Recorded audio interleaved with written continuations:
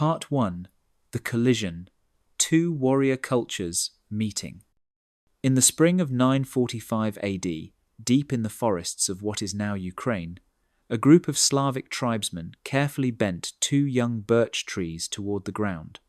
They tied the Viking prince Igor of Kiev between them, one leg bound to each trunk. Then they let go. The trees snapped upright with tremendous force, tearing the descendant of legendary Norse warriors in half. This wasn't just an execution. It was a message written in blood and sinew. The Vikings, who had terrorized Europe for over a century, had finally met their match in the dense forests of Eastern Europe. Igor wasn't some minor raider who'd wandered too far from his longship. He was the Grand Prince of Kiev, ruler of a vast territory, grandson of the semi-legendary Rurik, who had founded the most powerful Viking state outside of Scandinavia. His death at the hands of the Drevlians, a Slavic tribe he'd considered conquered subjects, marked a turning point that history has largely forgotten. The Vikings had sailed up these rivers expecting to find easy prey, scattered tribes ready for plundering. Instead, they encountered something that would fundamentally transform them. Within a few generations, these Norse warriors would become something entirely new, neither fully Viking nor fully Slavic, but a fusion that would shake the foundations of both cultures.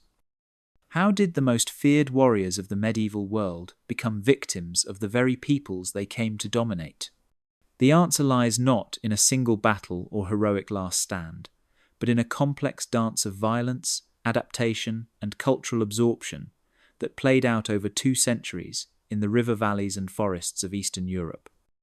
The Varangian arrival, 850s to 860s AD. The Swedish Vikings, who headed east in the 850s AD, were different from their Danish and Norwegian cousins who terrorized Western Europe. These Varangians, as they came to be known, weren't primarily looking for monasteries to raid or coastal towns to plunder. They were traders first, warriors second, though they were perfectly capable of switching between the two roles as opportunity demanded.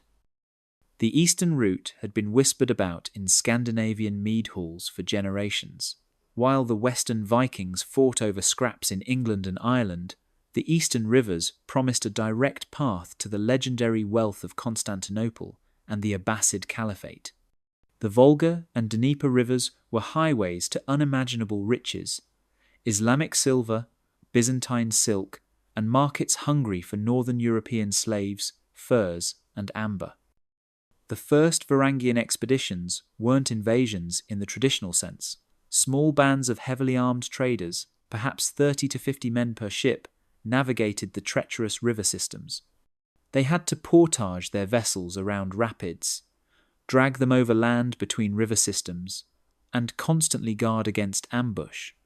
The Slavic tribes controlling these portage points initially saw them as curiosities, then as opportunities, and finally as threats. By 860 AD, these trading expeditions had evolved into something more aggressive. The Varangians realized that controlling the trade routes was more profitable than simply traveling them. They began establishing fortified trading posts, what the Slavs called grody, at strategic points along the rivers. These weren't massive Viking armies conquering territory, but small, elite groups of warriors setting themselves up as middlemen in one of the medieval world's most lucrative trade networks. Then came 862 AD, a date that Russian chronicles mark as the beginning of their national history. According to the primary chronicle, written down centuries after the events it describes, the Slavic and Finnic tribes of the north supposedly invited a Viking chief named Rurik to come and rule over them.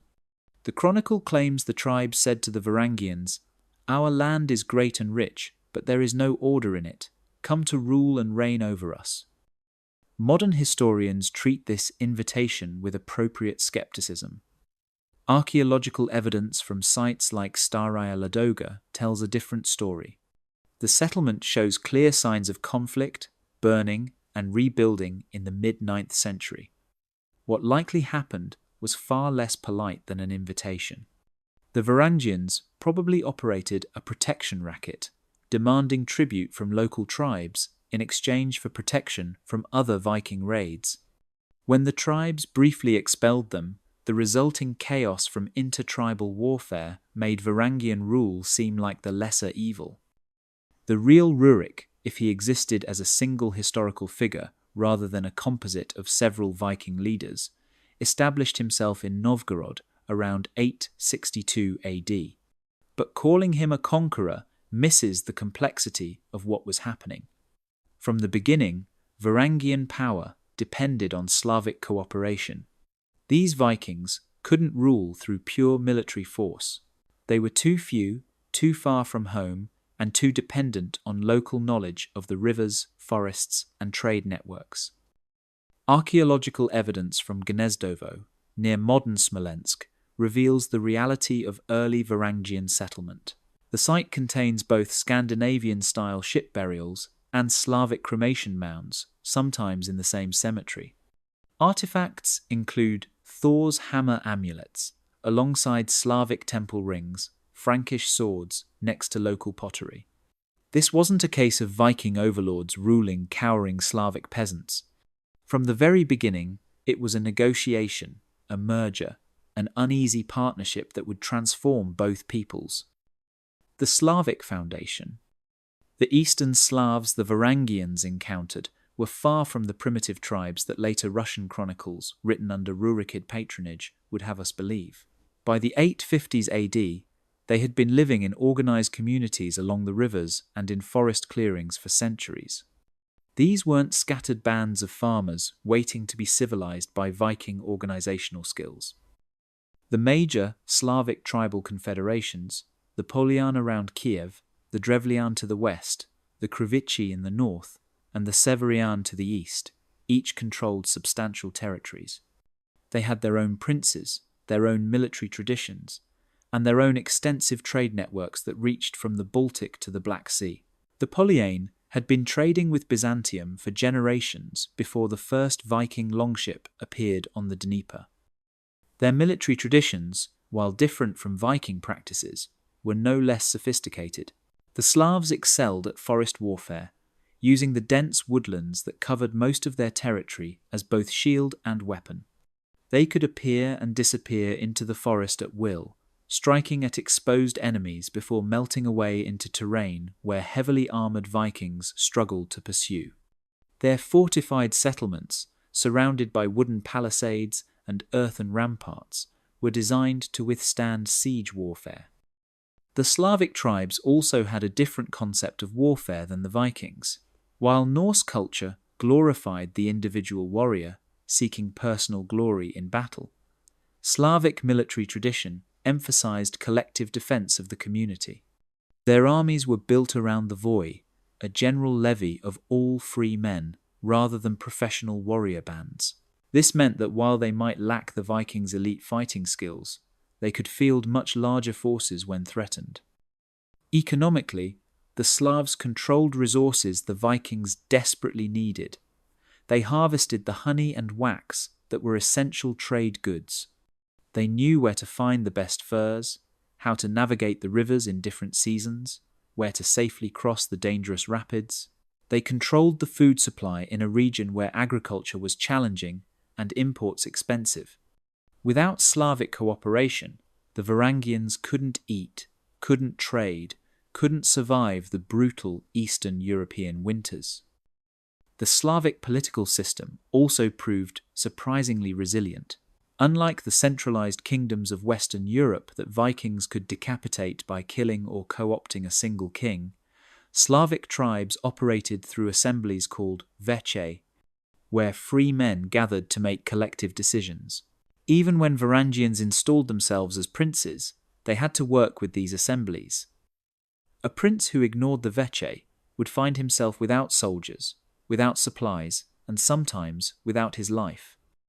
Perhaps most importantly, the Slavs had something the Vikings couldn't conquer by force: demographic dominance. For every Varangian warrior who made the dangerous journey from Scandinavia, there were hundreds of Slavs already living in the region. The Vikings could dominate militarily, but they couldn't replace the population. Every Varangian prince needed Slavic administrators, Slavic soldiers, Slavic farmers, and eventually Slavic wives. The hybrid nature emerges.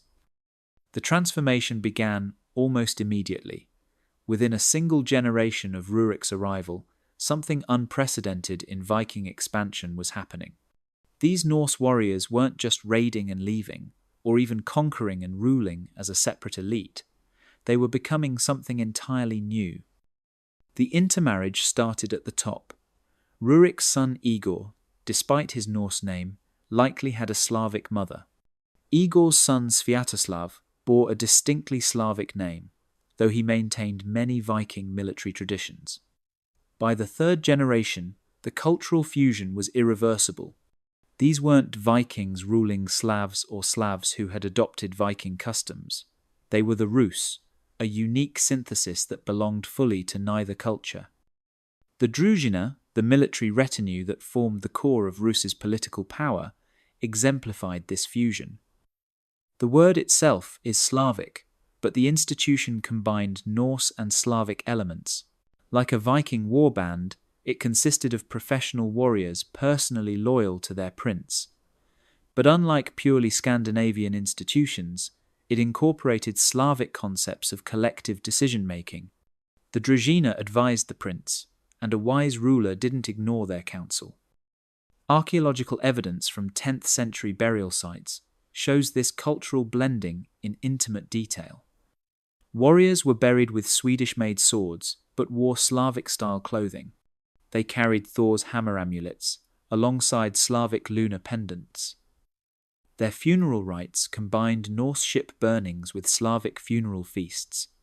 Women's graves contained Scandinavian-style brooches, holding together Slavic-style garments, Byzantine jewelry purchased with Islamic coins. The language evolution tells its own story. Old Norse words entered the Slavic vocabulary, particularly terms related to administration and trade. Grid became gorod, city, Karl became korol, king, and helmet became shlom. But the influence went both ways. The Varangians quickly adopted Slavic names, Slavic terms for local geography and agriculture, and within 2 generations, most were speaking Slavic as their primary language. The rune stones, back in Sweden, commemorating Vikings who died in the east, gradually shifted from Norse to Slavic place names. The religious practices of this hybrid culture were equally syncretic. The Ruses honoured both Thor and Perun, the Slavic thunder god, who shared many of Thor's attributes. They sacrificed to Slavic forest spirits, while maintaining Norse rituals for sea voyages. The great temple that Prince Vladimir built in Kiev before his conversion to Christianity housed idols of both Norse and Slavic deities, a pantheon that reflected the mixed heritage of its worshippers. This fusion extended to military tactics. Rus's armies combined Viking discipline and equipment with Slavic numbers and knowledge of local terrain. They used Norse-style shield walls in open battle, but adopted Slavic guerrilla tactics in forests. Their river fleets incorporated both Scandinavian longship designs and Slavic riverboat techniques. The result was a military force uniquely adapted to the Eastern European environment, capable of fighting on rivers, in forests, and on the open steppe. The economic system that emerged was neither purely Viking nor purely Slavic. The Ruses maintained the Varangian focus on long-distance trade, particularly the lucrative route to Constantinople. But they integrated this with Slavic agricultural practices and local trade networks. The Polyudi, the winter tribute-gathering expedition, combined Viking concepts of tribute with Slavic traditions of reciprocal obligation between rulers and ruled. Even the architecture reflected this cultural merger. The early Ruses' cities featured Scandinavian-style wooden halls alongside Slavic semi-subterranean dwellings. Fortifications combined Norse military engineering with Slavic construction techniques adapted to local materials and climate. The famous Golden Gate of Kiev, built in the 1030s AD, consciously imitated Constantinople's Golden Gate, but was built using distinctly local methods and materials. By the early 10th century, less than 50 years after Rurik's arrival, distinguishing between Viking and Slav in the Ruslands had become nearly impossible. A warrior might have a Norse name, speak Slavic, worship both Thor and Perun, marry a woman of mixed heritage, and serve a prince who claimed descent from Swedish kings but ruled according to Slavic customs. This wasn't conquest in any traditional sense. It was a collision that had produced something entirely unexpected, a civilization that was simultaneously Viking and Slavic, yet truly neither. This hybrid nature would prove to be both the greatest strength and the fatal weakness of the Rus' state. It allowed them to build an empire stretching from the Baltic to the Black Sea, to treat with both Scandinavian kings and Byzantine emperors as equals. But it also created internal tensions that would repeatedly tear the realm apart. The Vikings hadn't conquered the Slavs, nor had the Slavs absorbed the Vikings. Instead, they had created something new, unstable, and powerful, a fusion that would reshape Eastern Europe and ultimately consume both its parent cultures. The stage was now set for the next phase of this forgotten struggle. The initial Viking advantages, their military superiority and organizational skills, had allowed them to establish themselves as rulers. But ruling and conquering, as they would soon discover, were very different things. The Slavic tribes had accepted Varangian leadership, but acceptance and submission were not the same. The collision had occurred, the fusion had begun, but the real test of Viking power in the east was just beginning. Part 2. Round 1. Initial Viking advantages. The Rurikid expansion 862 to 912 AD. When Rurik died in 879 AD, he left behind more than just a trading post in Novgorod. He had established a blueprint for Viking expansion that his successors would follow with ruthless efficiency. His kinsman Oleg, who took power as regent for Rurik's young son Igor, understood that controlling the northern forests around Novgorod was merely the first step. The real prize lay to the south, Kiev, the key to the entire Dnieper trade route and gateway to the Black Sea. Oleg's southern campaign of 882 AD wasn't a massive invasion with thousands of warriors. The primary chronicle describes something far more cunning. Oleg disguised his warriors as merchants, hiding armed men under trading goods in their boats. When he arrived at Kiev, then controlled by two Varangian warlords named Askold and Deer, he lured them out of the city with promises of trade negotiations. The moment they approached his boats, Oleg's hidden warriors struck. Askold and Deer were killed on the riverbank, and Kiev fell without a siege. This bloodless capture of Kiev revealed the strategic genius that would characterize early Rurikid expansion. Oleg understood that in the vast spaces of Eastern Europe, controlling key points mattered more than conquering territory. Kiev commanded the Dnieper. The Dnieper led to the Black Sea, and the Black Sea meant Constantinople and its legendary wealth. By moving his capital from Novgorod to Kiev, Oleg transformed the Rus from a northern trading confederation into a power that could challenge empires. The expansion that followed was methodical and strategic. Oleg didn't try to conquer every Slavic village or chase bands of nomads across the steppe. Instead, he focused on controlling the trade routes and forcing surrounding tribes into tributary relationships. The Polyene around Kiev were incorporated directly into the Rus state. The Drevlian to the west, the Severian to the east, and the Radimici to the north were forced to pay tribute but retained their own princes and customs. This system, brilliant in its simplicity, multiplied Varangian power far beyond their actual numbers. A few hundred Viking warriors in Kiev could control territories inhabited by hundreds of thousands of Slavs, as long as they held the economic choke points. Local tribes had two choices: pay tribute and gain access to the lucrative trade routes, or resist and be cut off from the economic networks that brought Islamic silver and Byzantine gold into the region.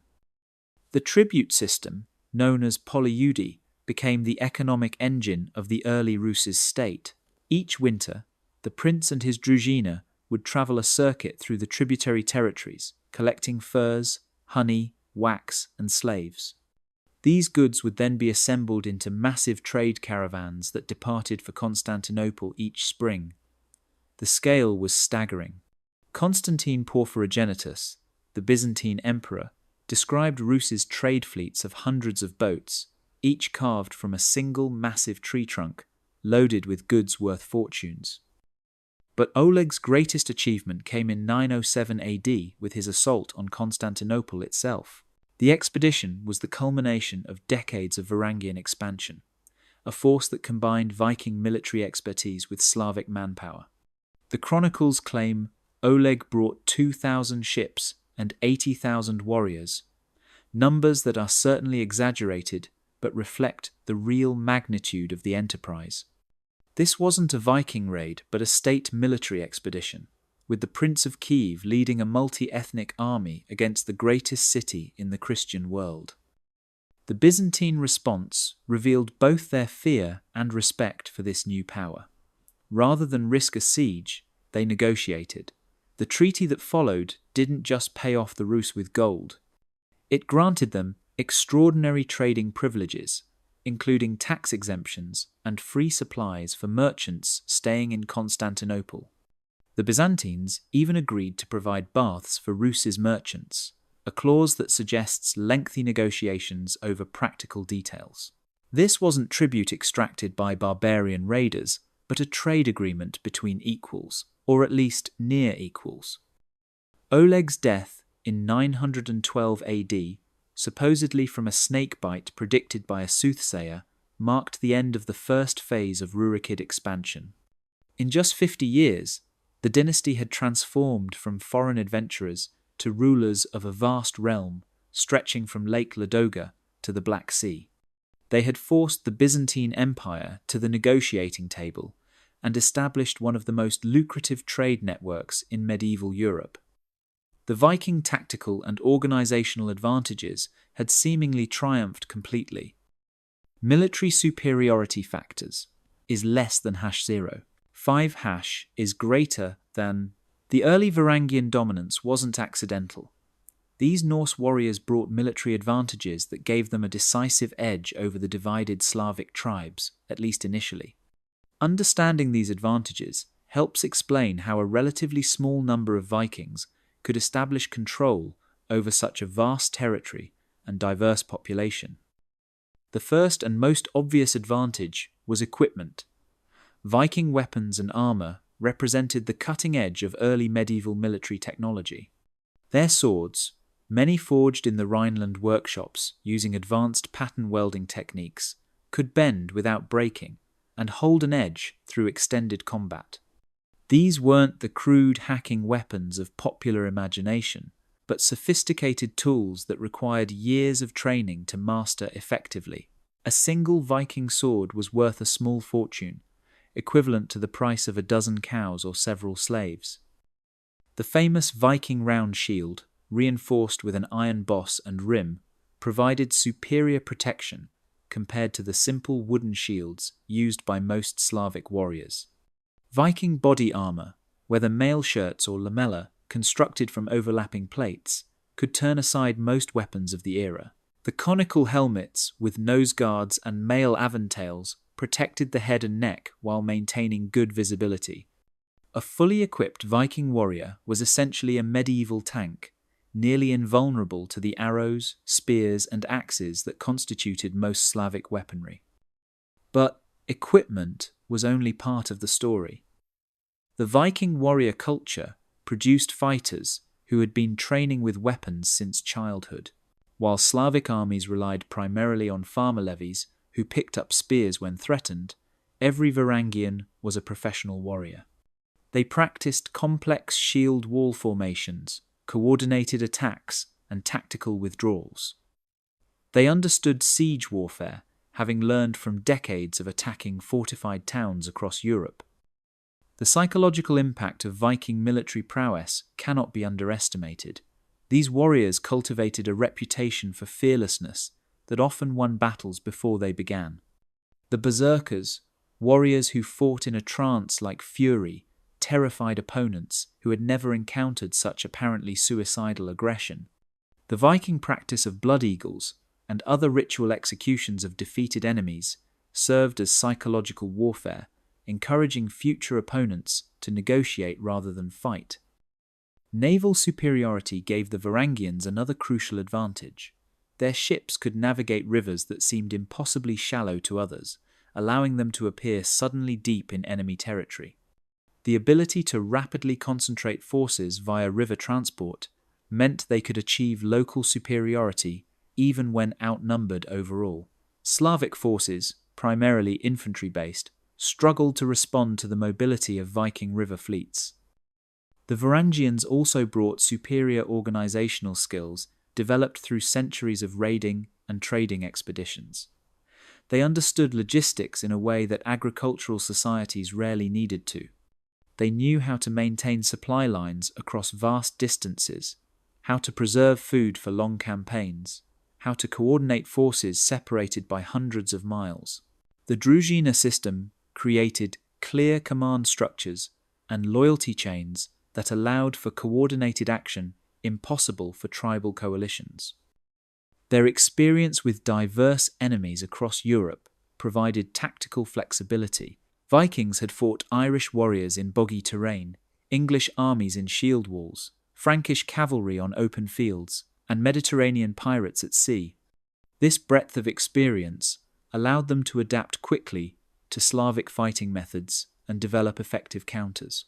When Slavic forces tried to use forest ambushes, the Vikings had already learned counter-ambush tactics in the forests of Scotland and Ireland.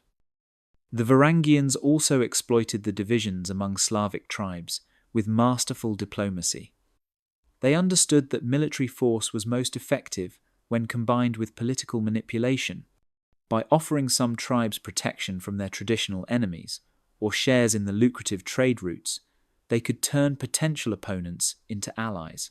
The Vikings had learned in England and Francia that local allies who knew the terrain and customs were invaluable. The Constantinople connection.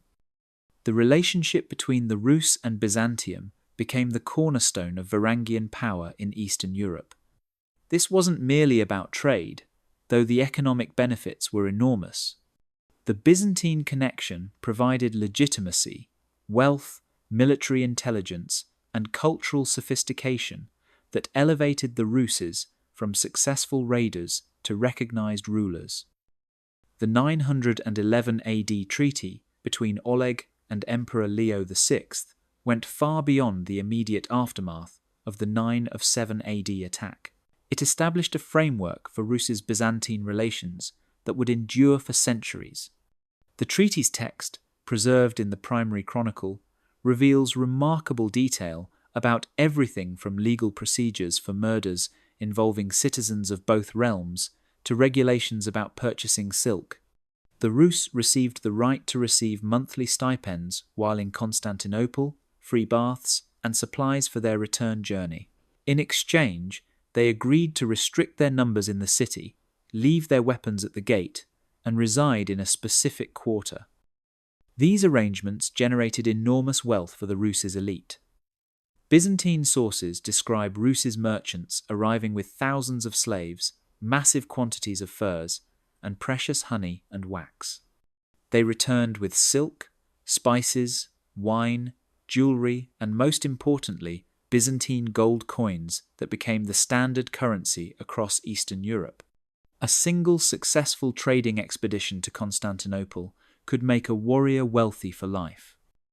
But the benefits went beyond mere commerce.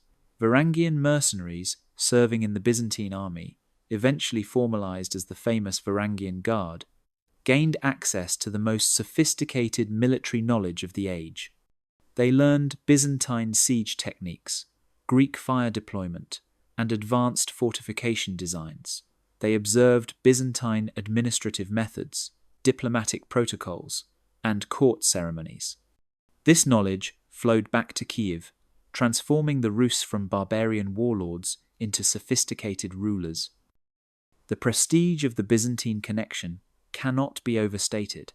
In medieval Europe, the Byzantine Empire represented the continuation of Rome, the greatest empire the world had known. For Viking rulers to be received as equals, or near equals, by the Byzantine emperor elevated their status enormously. When Byzantine emperors sent crowns, ceremonial robes, and official titles to Rus's princes, they were acknowledging them as legitimate rulers, not merely successful brigands. The Byzantine connection also provided intelligence and diplomatic leverage. Through Constantinople, the Ruses learned about events across the known world. They understood threats developing on the steppe years before the nomad armies arrived. They could coordinate with Byzantine diplomacy against common enemies like the Khazars or Bulgars. When internal conflicts arose, both sides often sought Byzantine support, either military or simply recognition. Byzantine Christianity, even before the official conversion of 988 AD, began infiltrating Rus's society through this connection. Christian merchants, Byzantine wives of Rus nobles, and returning mercenaries brought new ideas about law, morality, and social organization. The chronicle mentions that many of Igor's Druzhina were Christians who swore oaths in a church dedicated to Saint Elias in Kiev. This religious influence would eventually provide another tool for controlling the diverse population of the Rus realm. The military support flowing from this relationship was substantial. Byzantine emperors occasionally provided military advisors, siege equipment, and even troops to support Rus's princes they favoured. The threat of Byzantine intervention could deter both internal rebellions and external attacks. Conversely, Byzantine emperors could call upon thousands of Rus's warriors for their own campaigns, cementing the relationship through shared military ventures. Early resistance failures. The first decades of Varangian rule saw multiple attempts at resistance, but these early efforts failed for reasons that illuminate both Viking strengths and Slavic weaknesses. Understanding these failures helps explain why it would take generations before effective resistance strategies emerged. The murder of Askold and Dir by Oleg in 882 AD eliminated potential alternative Viking leadership that might have united anti-Rurikid forces. These two Varangian warlords had controlled Kiev independently and maintained their own connections to Byzantium. Their elimination wasn't just about taking Kiev, it was about preventing any Viking rival power centre from emerging. Some historians suggest they had begun building alliances with Slavic tribes that might have challenged Novgorod's expansion. Their deaths ended this possibility before it could materialize. The Drevlians, the powerful Slavic tribe controlling the forests west of Kiev, repeatedly attempted to resist Varangian domination. Their territory was crucial for the fur trade, and their independence threatened the entire tributary system. Their first major revolt came in the early 900s AD, during Oleg's reign. The primary chronicle provides few details, but archaeological evidence suggests significant violence. Burned settlements dating to this period indicate the revolt was widespread and the suppression brutal. The Drevlian failure stemmed from their inability to coordinate with other tribes. While they fought the Varangians, their traditional enemies among the Polyaene supported Kiev.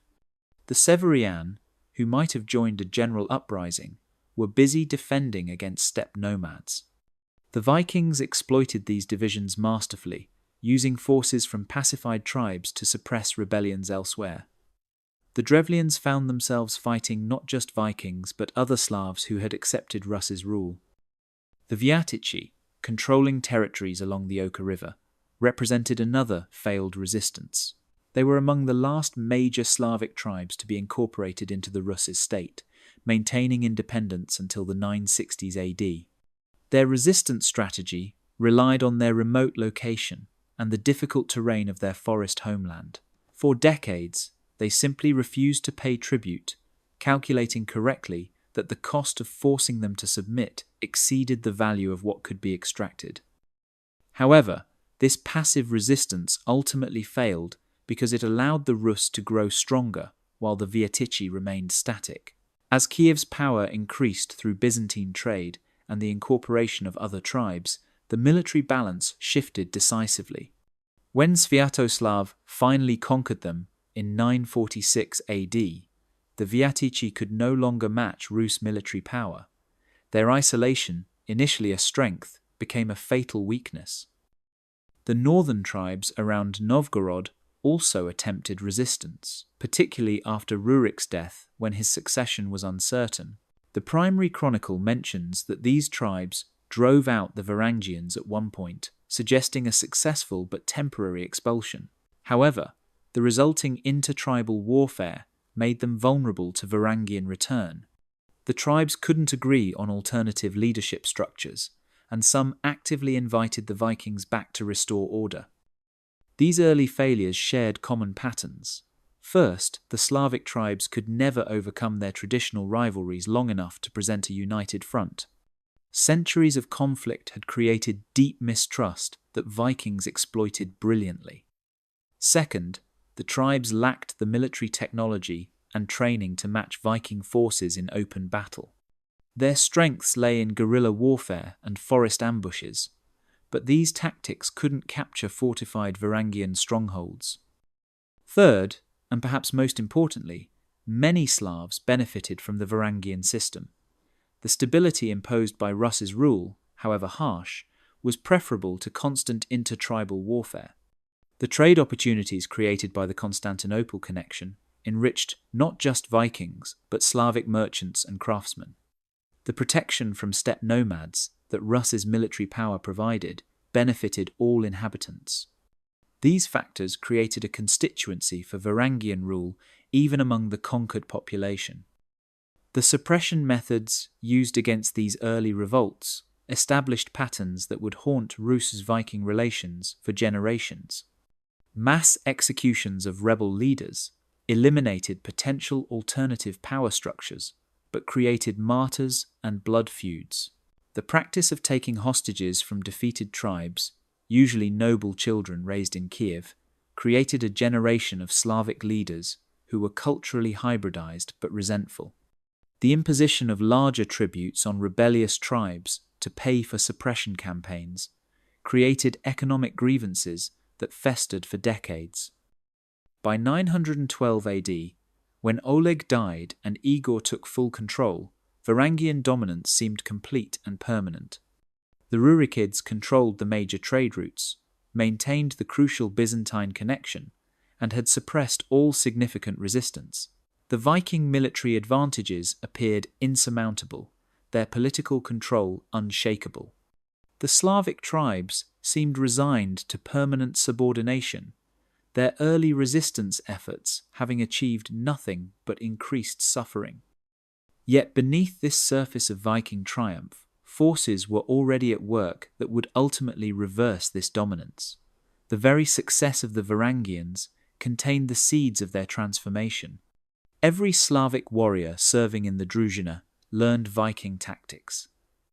Every intermarriage diluted Norse bloodlines and complicated loyalties.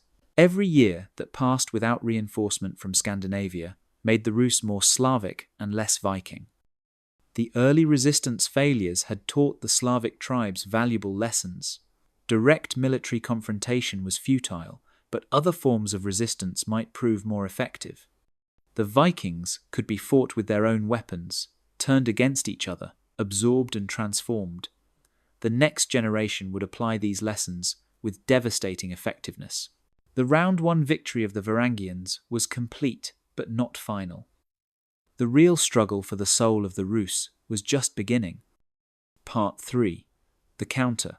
How defenders adapted and struck back. The Igor disaster, 945 AD. Igor had ruled for 33 years when he made the fatal decision that would transform Rus's history.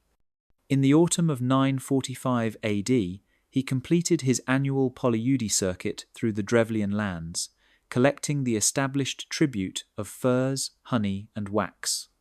But as his heavily laden boats prepared to return to Kiev, greed whispered in his ear. The Byzantine emperor had recently reduced trade privileges, and maintaining his Druzhina's loyalty required ever-increasing wealth. Igor made a decision that violated every unwritten rule of the tribute system. He sent the main force back to Kiev, but returned to the Drevlian capital of Iskorostan with a smaller retinue, demanding a second tribute payment. The Drevlians were stunned. The Polyudi was a negotiated arrangement, not arbitrary plunder. Taking tribute twice violated the fundamental compact between ruler and ruled. Prince Mal of the Drevlians reportedly said, "If a wolf comes among the sheep, he will take away the whole flock one by one, unless he is killed." The Drevlian response was swift and coordinated, suggesting this wasn't spontaneous rage, but planned resistance waiting for the right moment. They ambushed Igor's small force outside Iskorostan, overwhelming his elite warriors through sheer numbers. But they didn't just kill Igor in battle. They executed him in a manner designed to send a message across the Rus lands and beyond. The method of execution, tying him between two bent birch trees that tore him apart when released, was loaded with symbolism. Trees were sacred in Slavic paganism, and using them as instruments of execution suggested divine judgment. The violence of the death matched the violence of Igor's rule. The public nature of the execution, performed before assembled Drevlian warriors, demonstrated that Viking princes weren't invulnerable. Most importantly, this wasn't random brutality, but calculated political theatre. The immediate aftermath revealed how precarious Varangian rule really was. With Igor dead, the Drevlians didn't just celebrate their freedom, they proposed a complete reversal of the power structure. Prince Mal sent envoys to Kiev to propose marriage to Igor's widow Olga, which would make him the new Grand Prince and reduce the Rurikids to subordinate status. The hunters had become the hunted, the conquered, were dictating terms to the conquerors. Olga's response would become legendary, though the chronicles likely embellished the details. She appeared to accept the Drevlian proposal, inviting their ambassadors to Kiev. When 20 of their best men arrived, she had them buried alive. She invited more envoys, offering them a bath before negotiations, then burned the bathhouse with them inside. She travelled to Igor's funeral in Drevlian lands with a small retinue, got the Drevlian warriors drunk at the funeral feast, and had her men slaughter 5,000 of them. The final revenge came in 946 AD with the siege of Iskorostan. After a year-long siege failed to take the city, Olga offered peace in exchange for a token tribute, 3 pigeons and 3 sparrows from each house. The Drevlians, relieved at such light terms, complied. Olga had sulphur and cloth attached to the birds and set alight. When released, they returned to their nests under the eaves of houses, setting the entire city ablaze. As the population fled the inferno, Olga's forces killed some, enslaved others, and imposed crushing tribute on the survivors. This savage campaign has often been portrayed as successful reassertion of Viking dominance, but that interpretation misses the crucial transformation that followed. Olga understood that Igor's death revealed fundamental flaws in the Varangian ruling system. Pure force and arbitrary extraction would eventually provoke successful resistance. The Rus state needed legitimacy, established laws, and sustainable governance structures. Her reforms following the Drevlian War transformed the Rus from a Viking raiding state into something more sophisticated. She established fixed tribute amounts, regular collection points, and appointed permanent administrators rather than relying on annual armed circuits. She created pogosts, administrative centres that served as nodes of princely power throughout the realm. These reforms actually strengthened Slavic participation in governance, as local administrators were usually drawn from native populations who understood local conditions. The Igor disaster marked a turning point in more ways than one. It demonstrated that Viking princes could be successfully resisted and killed. It showed that Slavic tribes were capable of coordinated political action beyond mere rebellion. It forced the Rus's rulers to acknowledge that governing required more than military superiority. Most importantly, it began the transformation of the Rus from a Viking exploitation system into a more genuinely hybrid state structure. The rise of native power bases. In the decades following Igor's death, a fundamental shift occurred across the Rus' lands. Slavic nobles, who had initially submitted to Varangian rule, began building their own power bases, learning from their conquerors while maintaining distinct identities. This wasn't organized resistance, but something more subtle and ultimately more effective: competitive adaptation. The boyar class that emerged represented this new reality. The term itself was Slavic, not Scandinavian, and these native nobles occupied a different position than the Viking druzhina. While the druzhina were personal retainers of the prince, owing everything to his favour, the boyars had independent landholdings, their own military retinues, and deep roots in local communities. They couldn't be easily replaced or eliminated without destabilizing entire regions. These Slavic nobles had spent decades observing Viking military techniques and organizational methods. The sons of tribal chiefs who had submitted to Rurik were now mature warriors who had served in princely armies, travelled to Constantinople, and learned the arts of war and governance from their overlords. But they adapted these lessons to local conditions in ways the Varangians never could.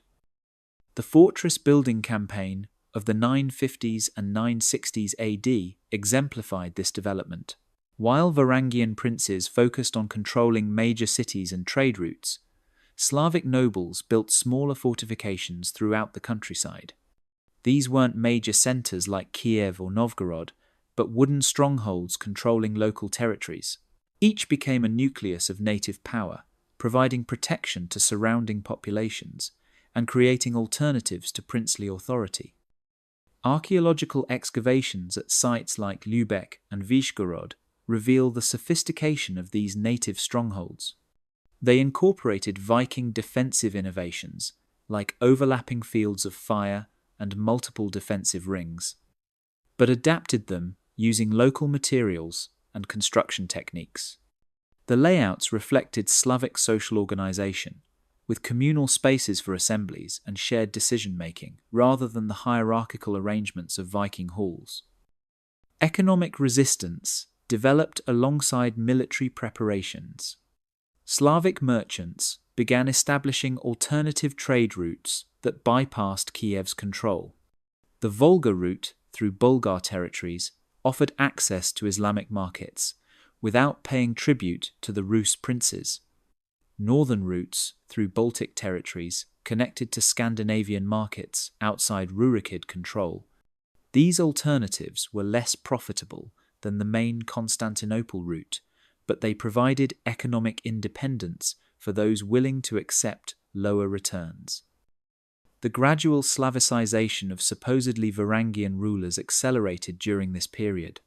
Sviatoslav, Igor's son, who ruled from 962 to 972 AD, exemplified this transformation. Despite his Slavic name, he initially tried to maintain Viking warrior traditions, famously refusing to convert to Christianity and maintaining the pagan warrior ethos. But his wars relied primarily on Slavic troops.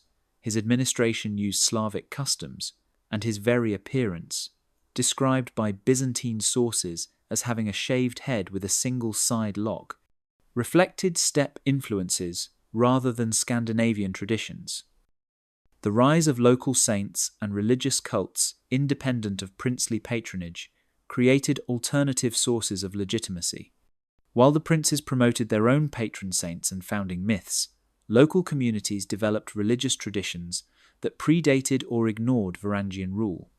These cults, often centered on holy men who had resisted princely authority or martyrs from the conquest period, provided spiritual frameworks for autonomy.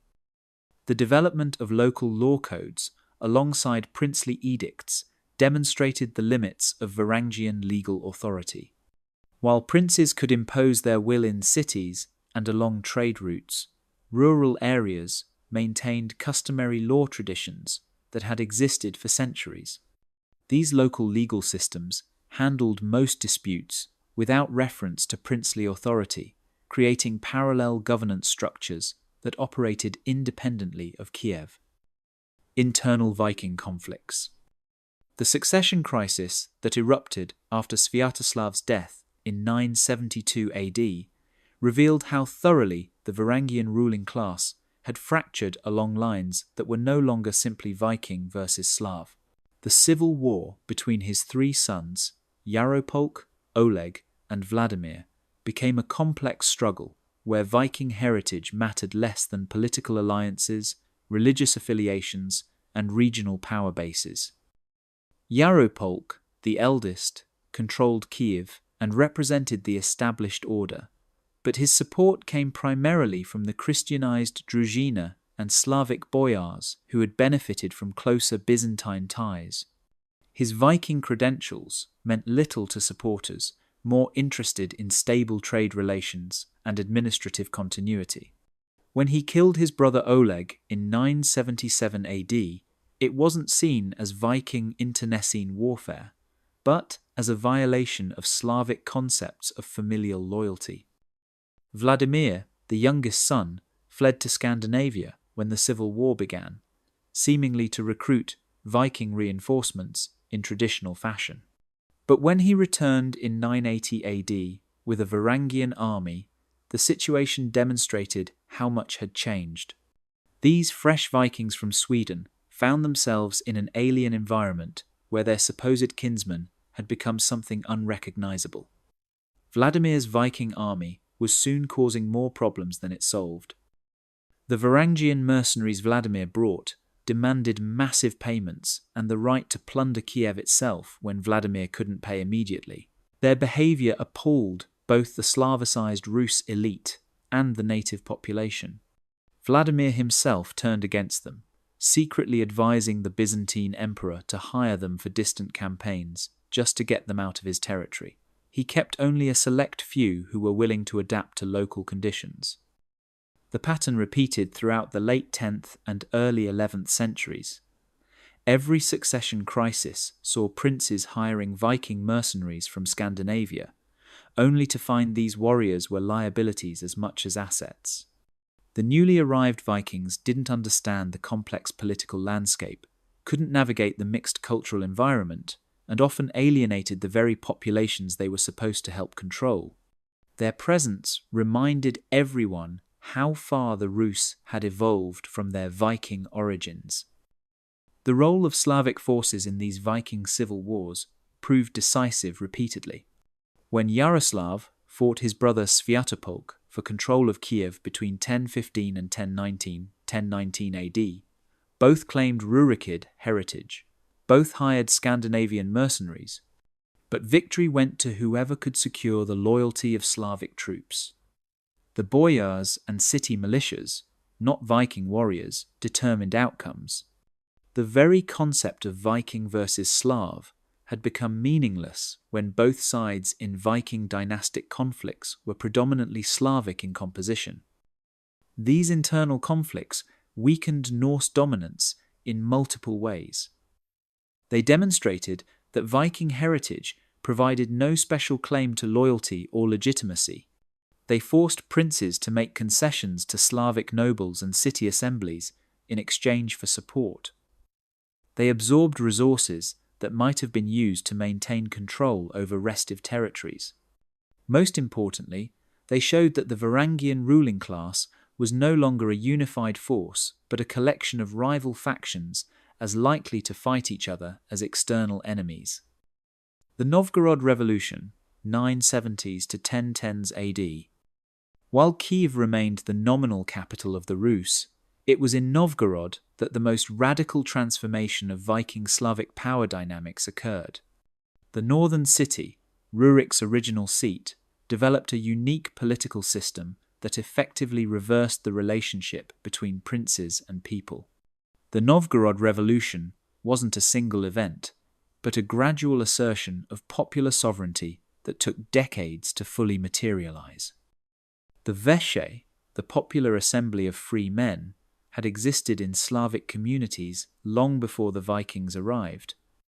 But in most Rus' cities, it had been subordinated to princely authority. In Novgorod, geographical and economic factors allowed it to evolve differently.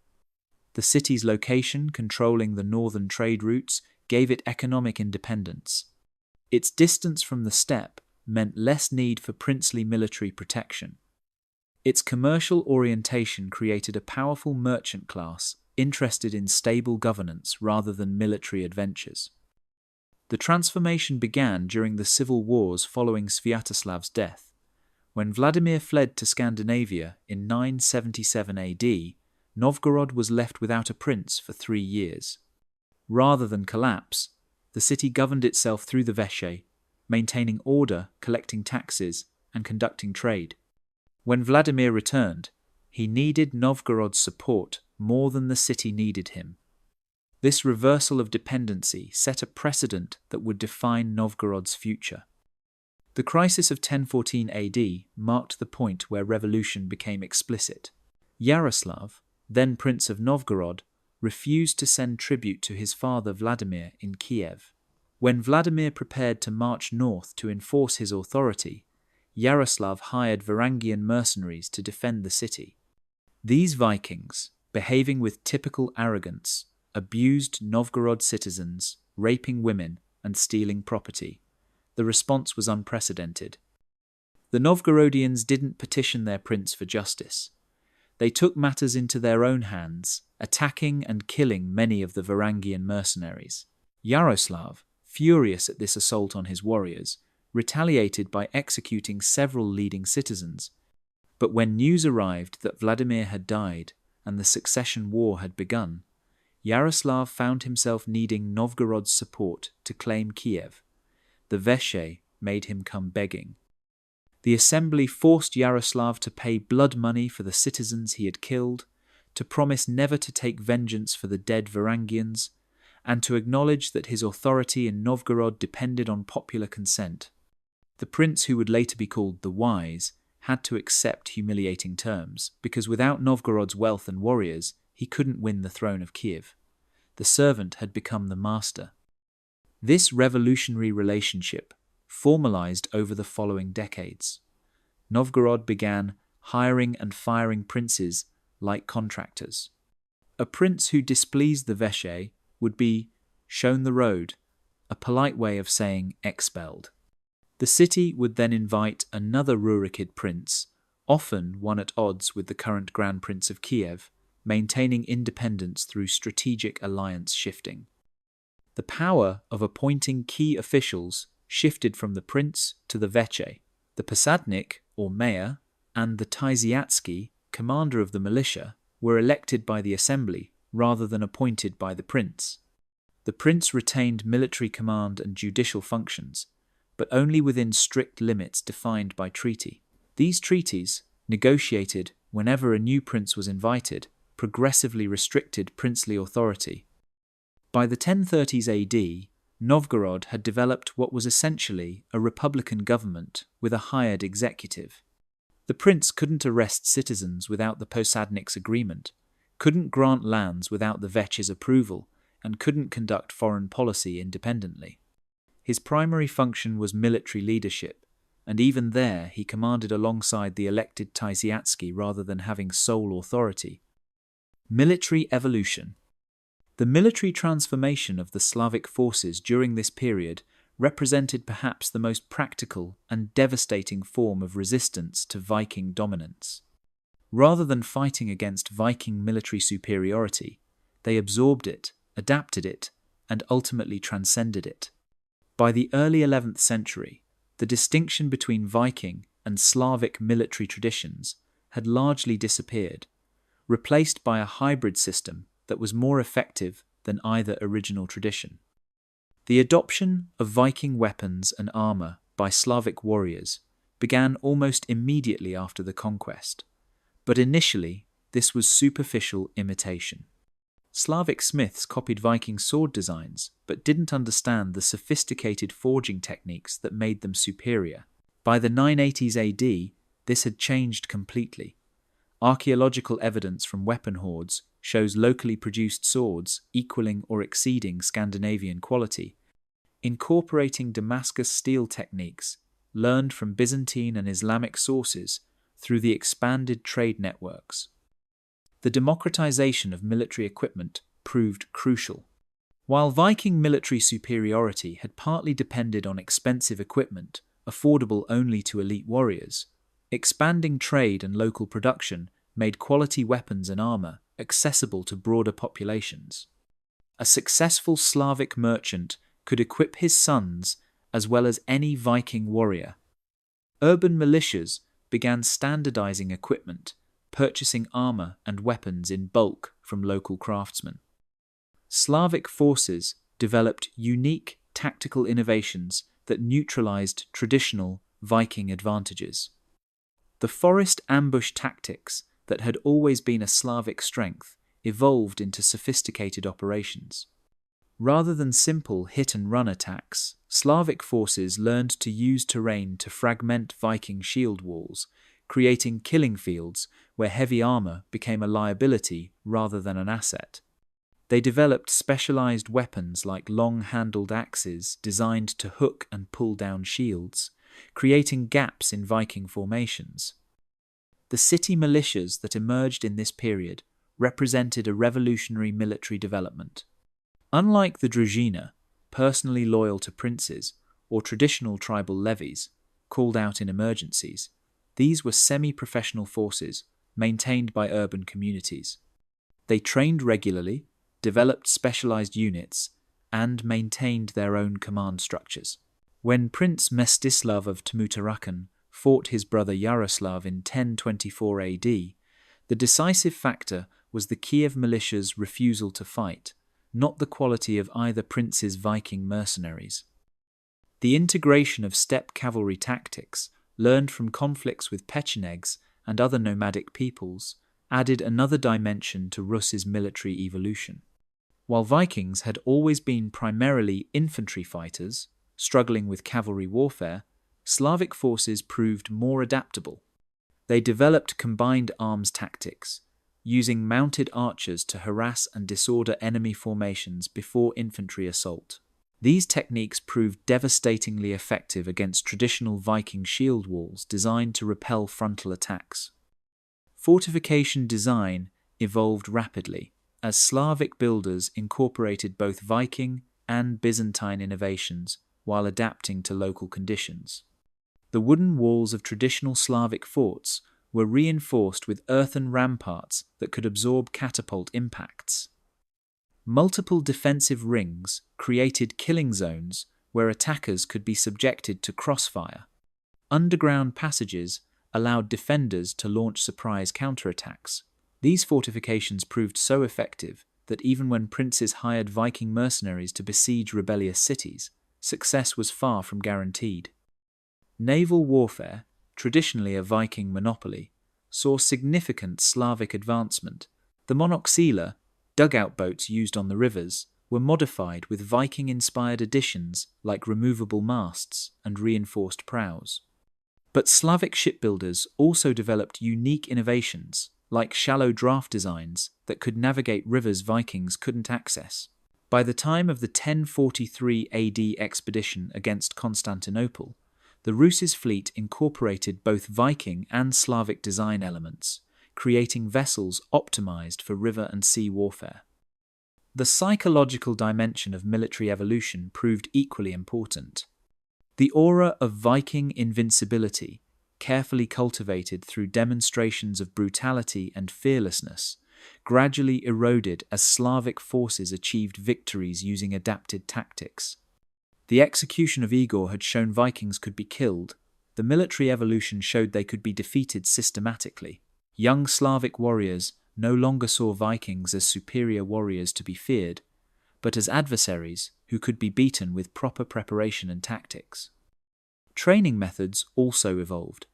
While Viking warriors traditionally learned combat skills through informal mentorship and practical experience, Slavic forces developed more systematic training programs.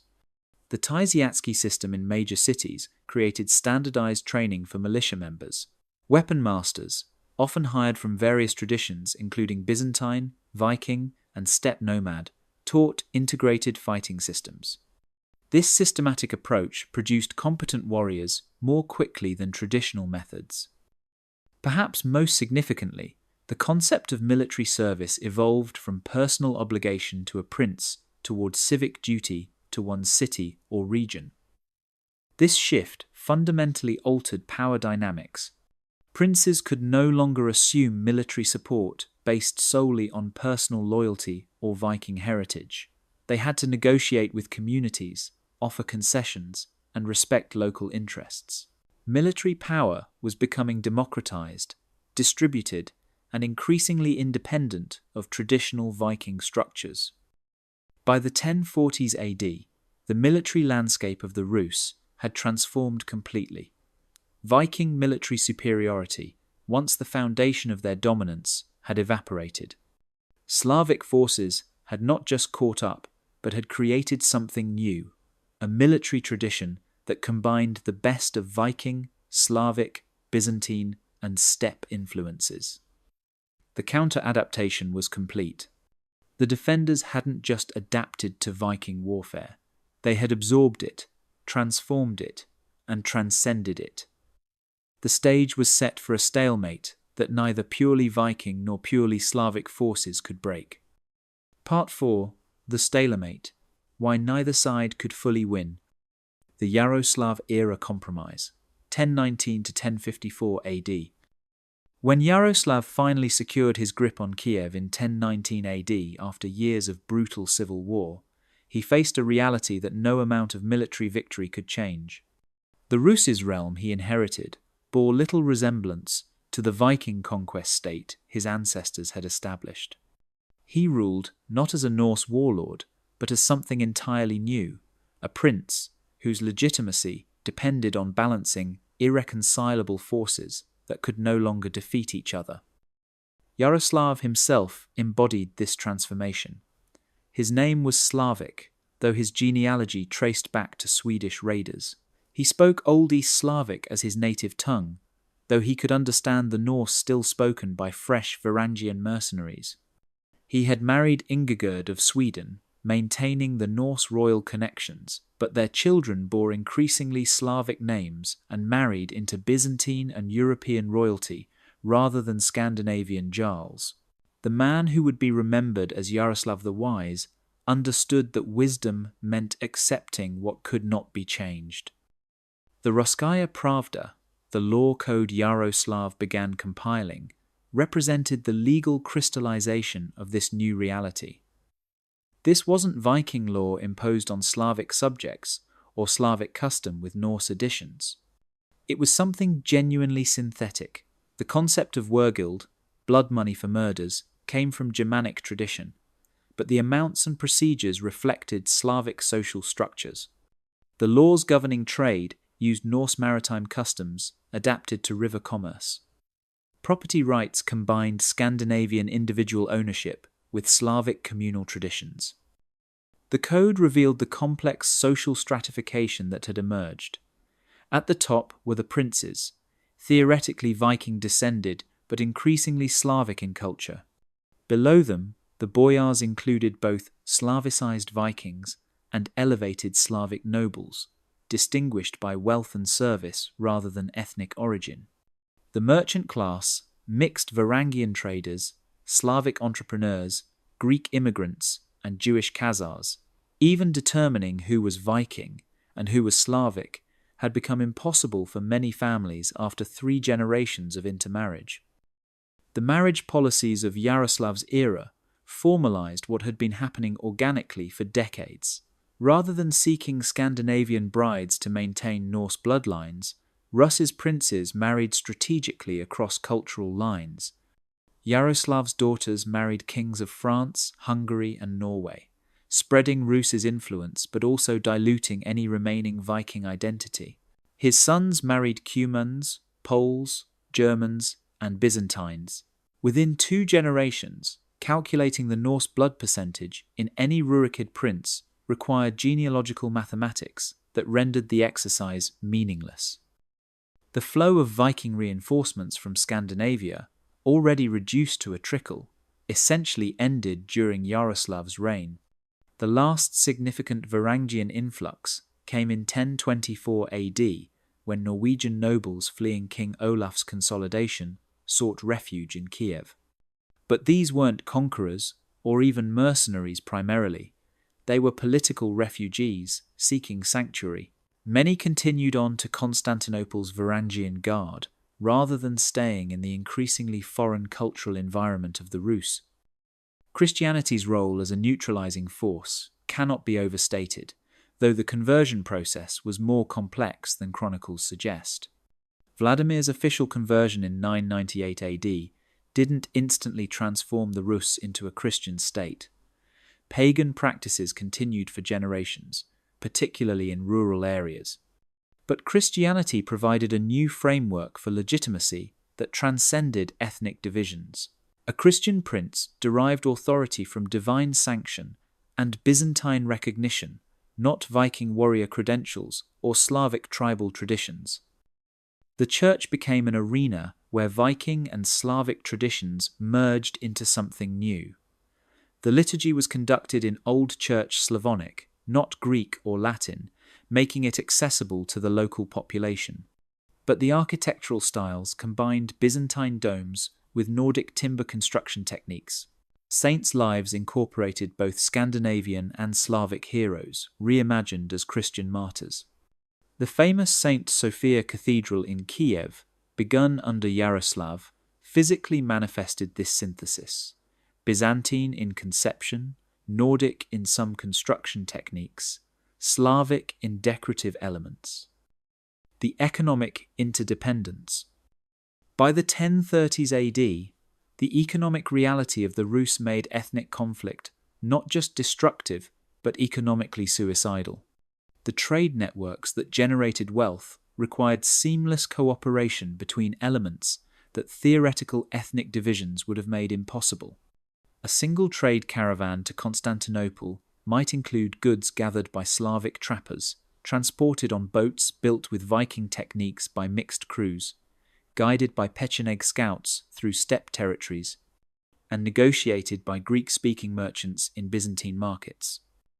The Constantinople trade route remained the economic heart of the Rus, but its operation had evolved far beyond simple Viking control of river passages. The journey required extensive infrastructure maintained by local populations, portage facilities around the Dnieper rapids, fortified rest stations, supply depots, repair facilities. The annual trade convoy had become a massive undertaking involving thousands of participants. Disrupting this system through ethnic conflict would impoverish everyone involved. Consider the complexity of a single trade season. Slavic hunters and trappers spent winter gathering furs in forests no Viking could navigate effectively. These furs were collected at local markets run by mixed population towns, valued using Byzantine gold coins, Islamic silver dirhams, and local commodity currencies. The goods moved to Kiev, where they were sorted, packed, and loaded onto vessels by workers of every ethnic background. The convoy itself required Viking navigation skills, Slavic knowledge of seasonal river conditions, and steppe nomad intelligence about potential threats. The rise of external threats created shared interests that transcended old divisions.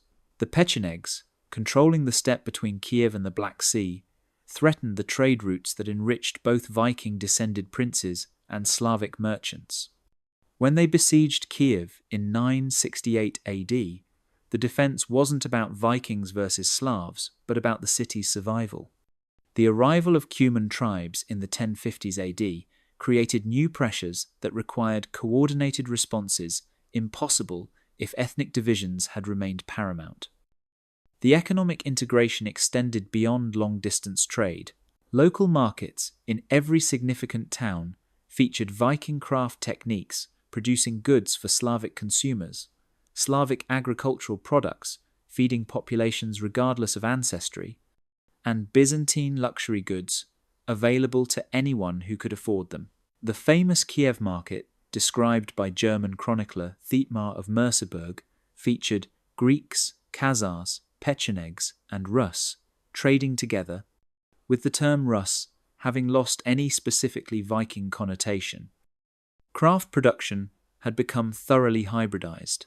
Sword-making combined Scandinavian patterns with Eastern Damascus techniques. Jewelry featured Norse animal motifs executed in Slavic metalworking traditions with Byzantine gems. Even something as practical as pottery showed influences from multiple traditions, with forms and decorations that belonged to no single culture. Archaeological evidence from craft quarters shows workshops where masters of different backgrounds worked side by side, sharing techniques and training apprentices without regard to ancestry. The emergence of a distinct Rus's identity transcended ethnic origins. By Yaroslav's time, calling someone Rus indicated their membership in this commercial military elite culture rather than Viking or Slavic ancestry.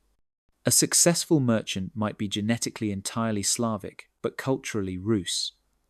A prince might have predominantly Norse ancestry, but operate entirely within Slavic political traditions. The term had evolved from ethnic designation to cultural and political identifier. The cost of conflict had become prohibitive. Every succession dispute that turned violent disrupted trade for years.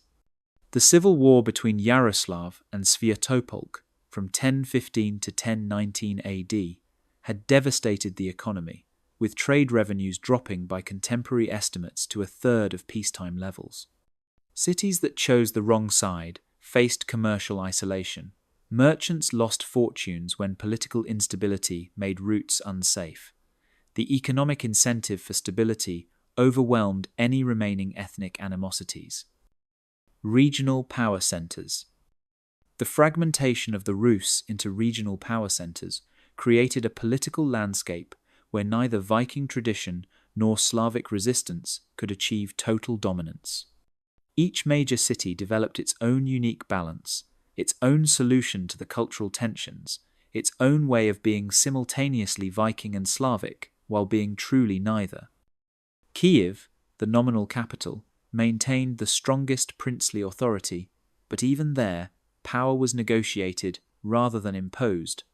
The prince controlled foreign policy and military command, but the Boyar Council influenced major decisions.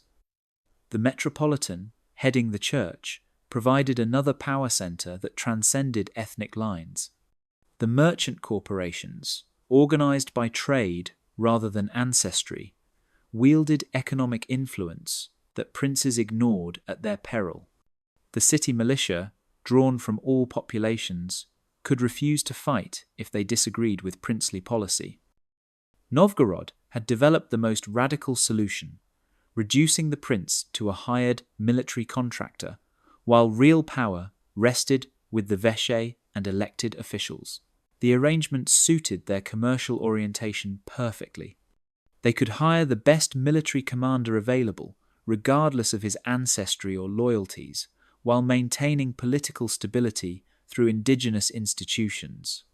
The Novgorod Chronicle proudly records instances where they expelled princes who exceeded their authority, including Rurikid descendants with impeccable Viking genealogies. Polotsk, controlling the western Dvina trade route, had evolved differently again. The local dynasty, descended from Rogvolod, a Varangian who had ruled independently before Vladimir's conquest, maintained quasi-independence from Kiev. They developed their own trade relationships with Baltic peoples, their own military arrangements with Lithuanian tribes, their own ecclesiastical connections with German bishops. Neither fully integrated into the Russ's system, nor entirely independent, Polotsk represented another model of Viking Slavic synthesis. Smaller centers, like Chernigov, Pereaslavl, and Rostov, each developed distinct approaches. Chernigov's princes cultivated relationships with steppe peoples, creating a cultural blend that included Turkic elements alongside Viking and Slavic traditions. Pereyaslav, constantly threatened by nomad raids, maintained a more militarized society where Viking warrior traditions persisted longer.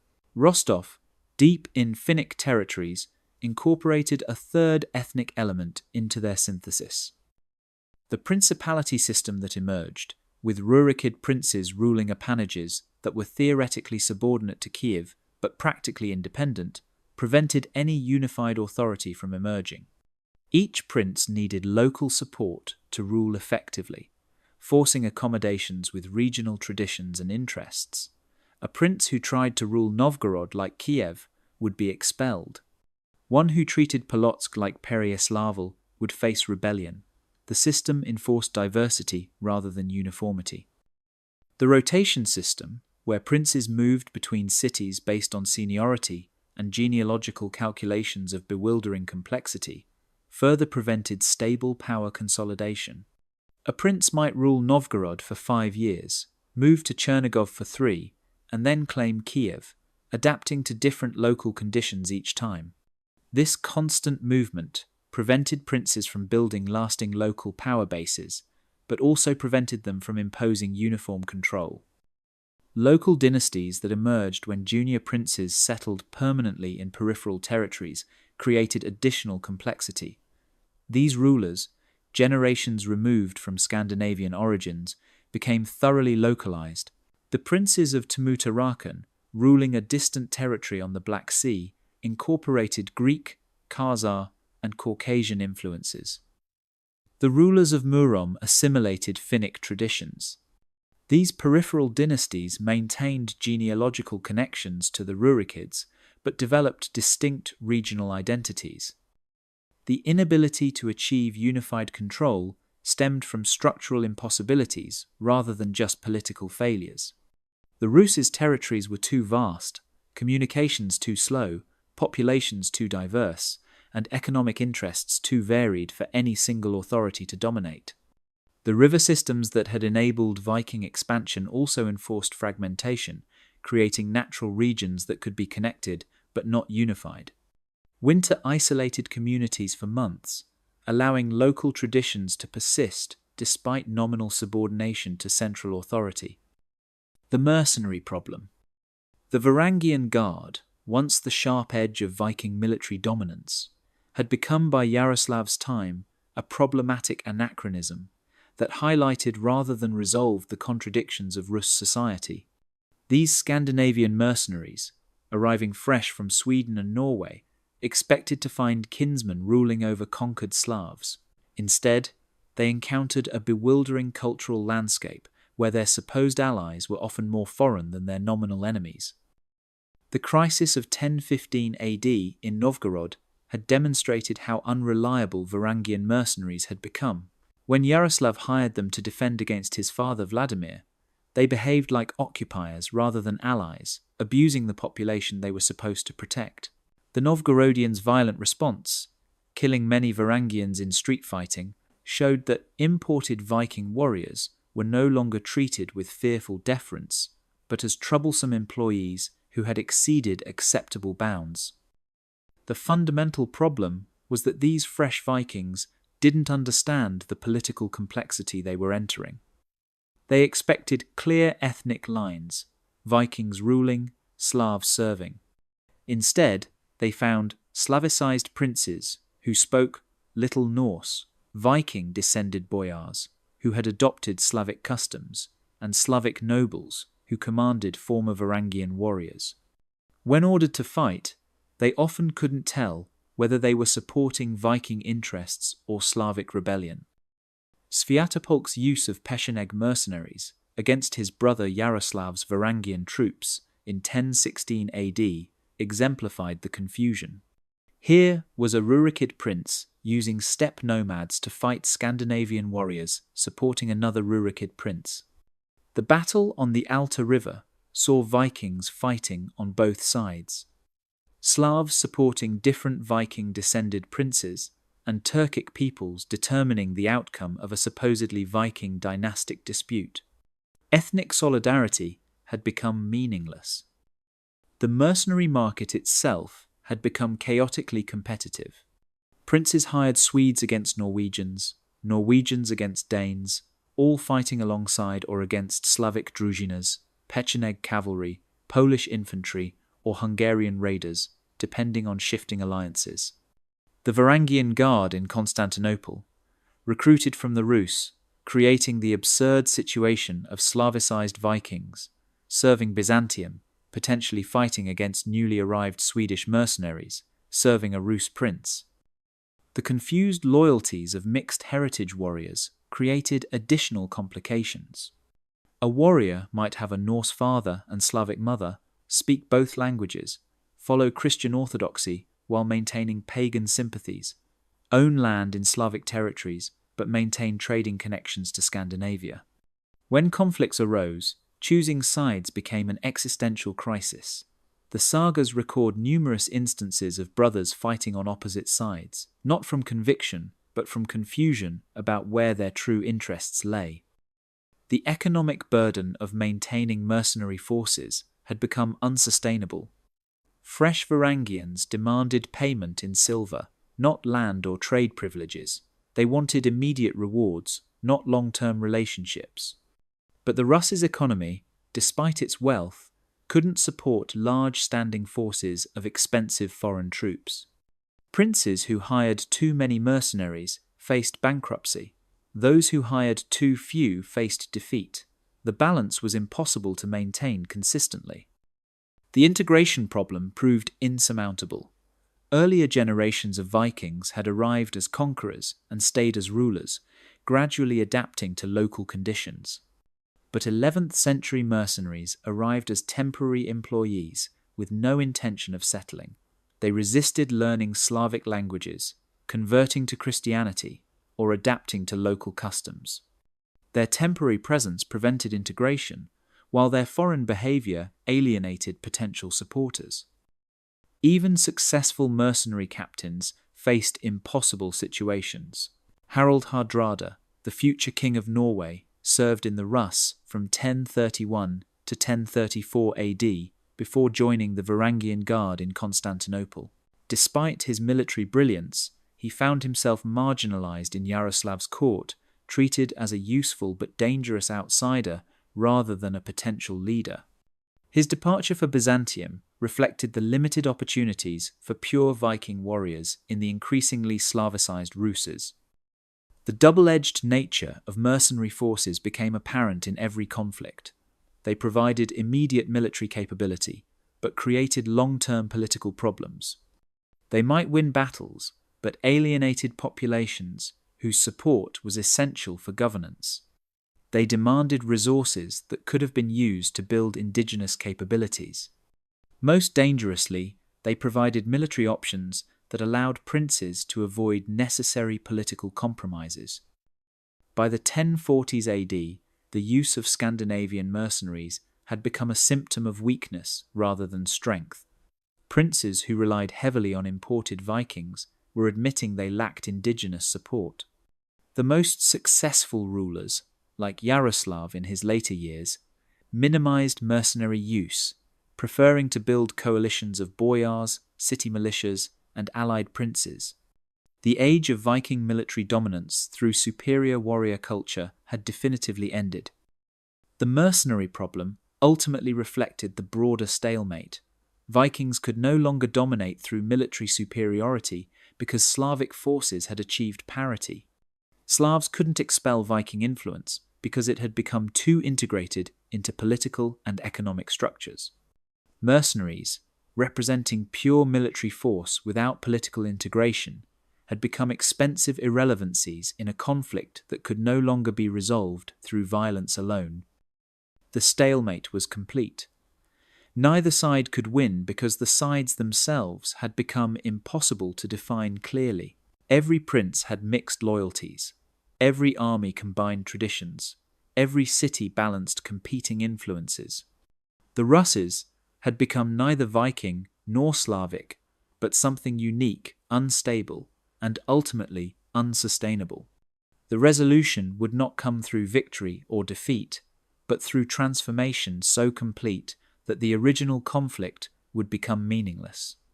That transformation was already underway, awaiting only the external pressure that would complete what internal evolution had begun.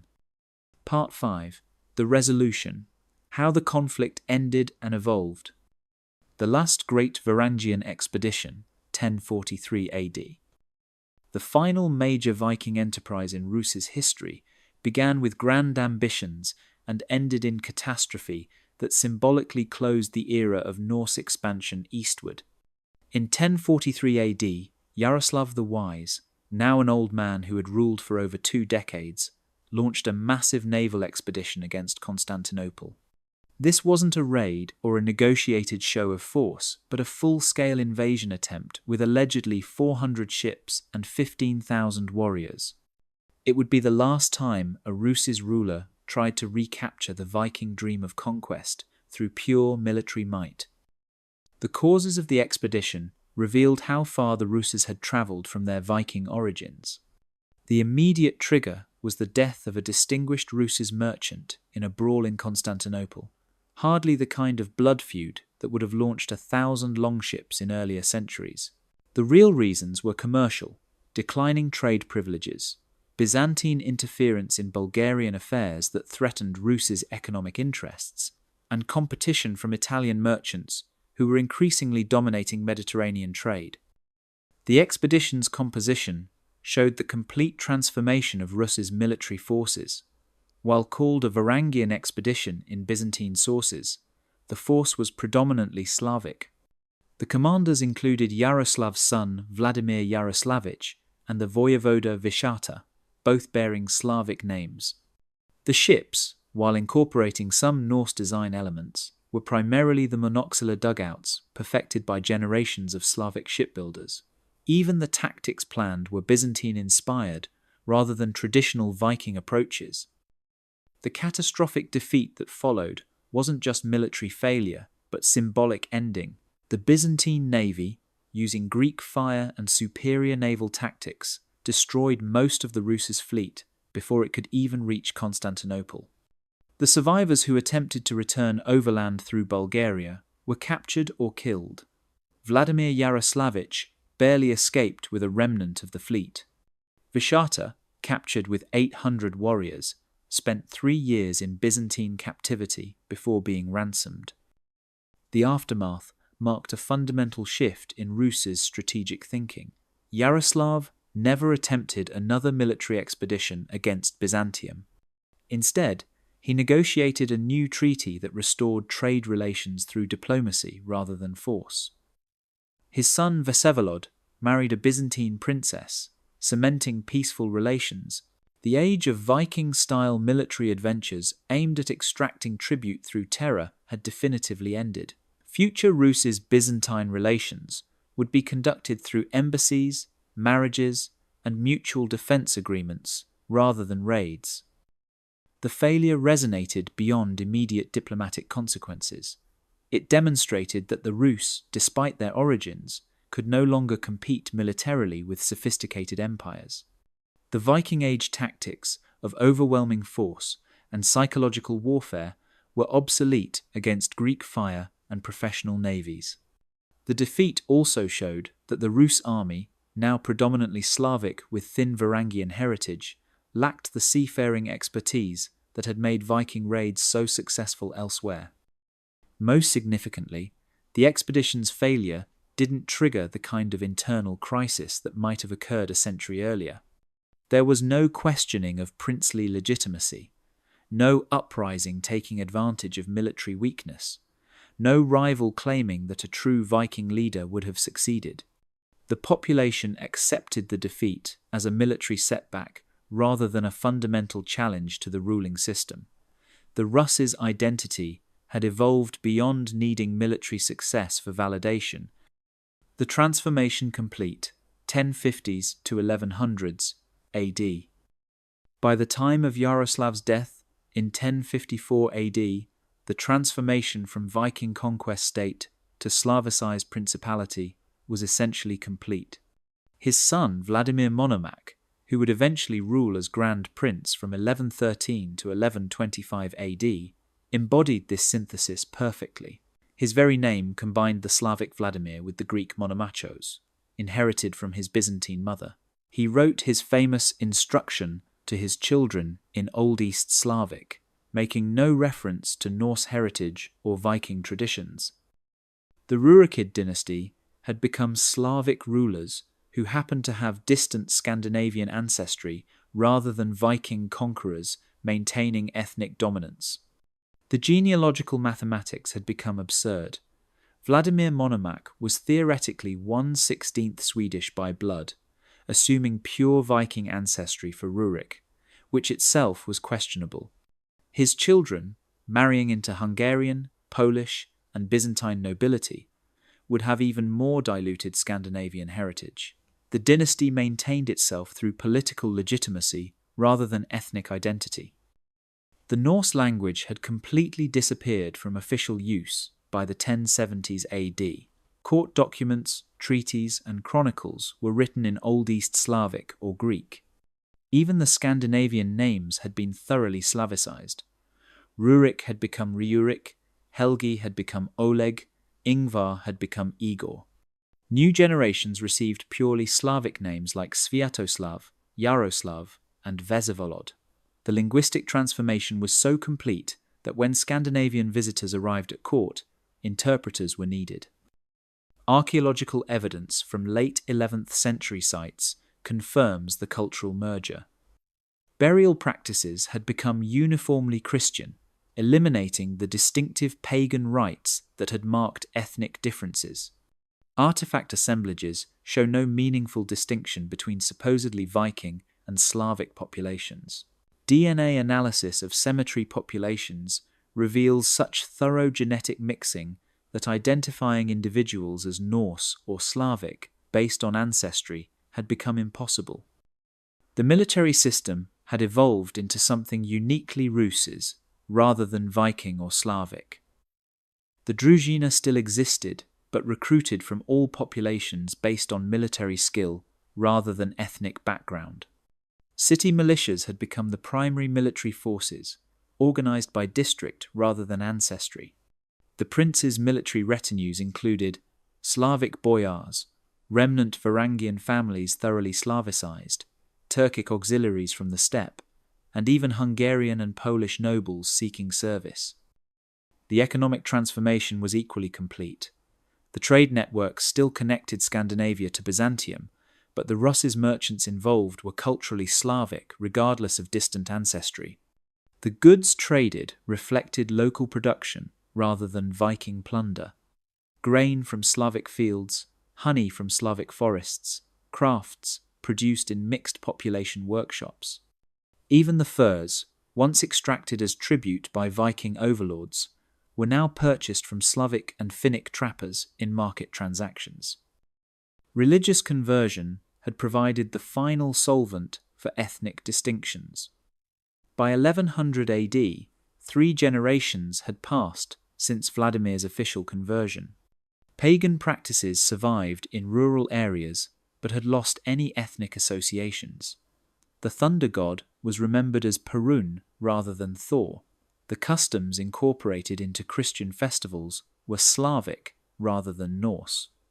The church hierarchy, importing Greek and Bulgarian clergy, created a new elite that transcended old ethnic divisions. The legal evolution showed in the expanded versions of the Russkaya Pravda produced under Vladimir Monomakh's sons.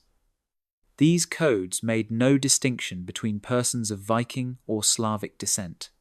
Legal status depended on social class, prince, boyar, merchant, free farmer, slave, rather than ethnic origin. The concept of wergild had been so thoroughly adapted that its Germanic origins were forgotten. Legal procedures followed Byzantine and Slavic traditions with only vestigial Norse elements.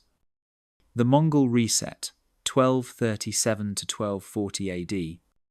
The Mongol invasion that began in 1237 AD rendered all questions of Viking versus Slavic identity suddenly and brutally irrelevant.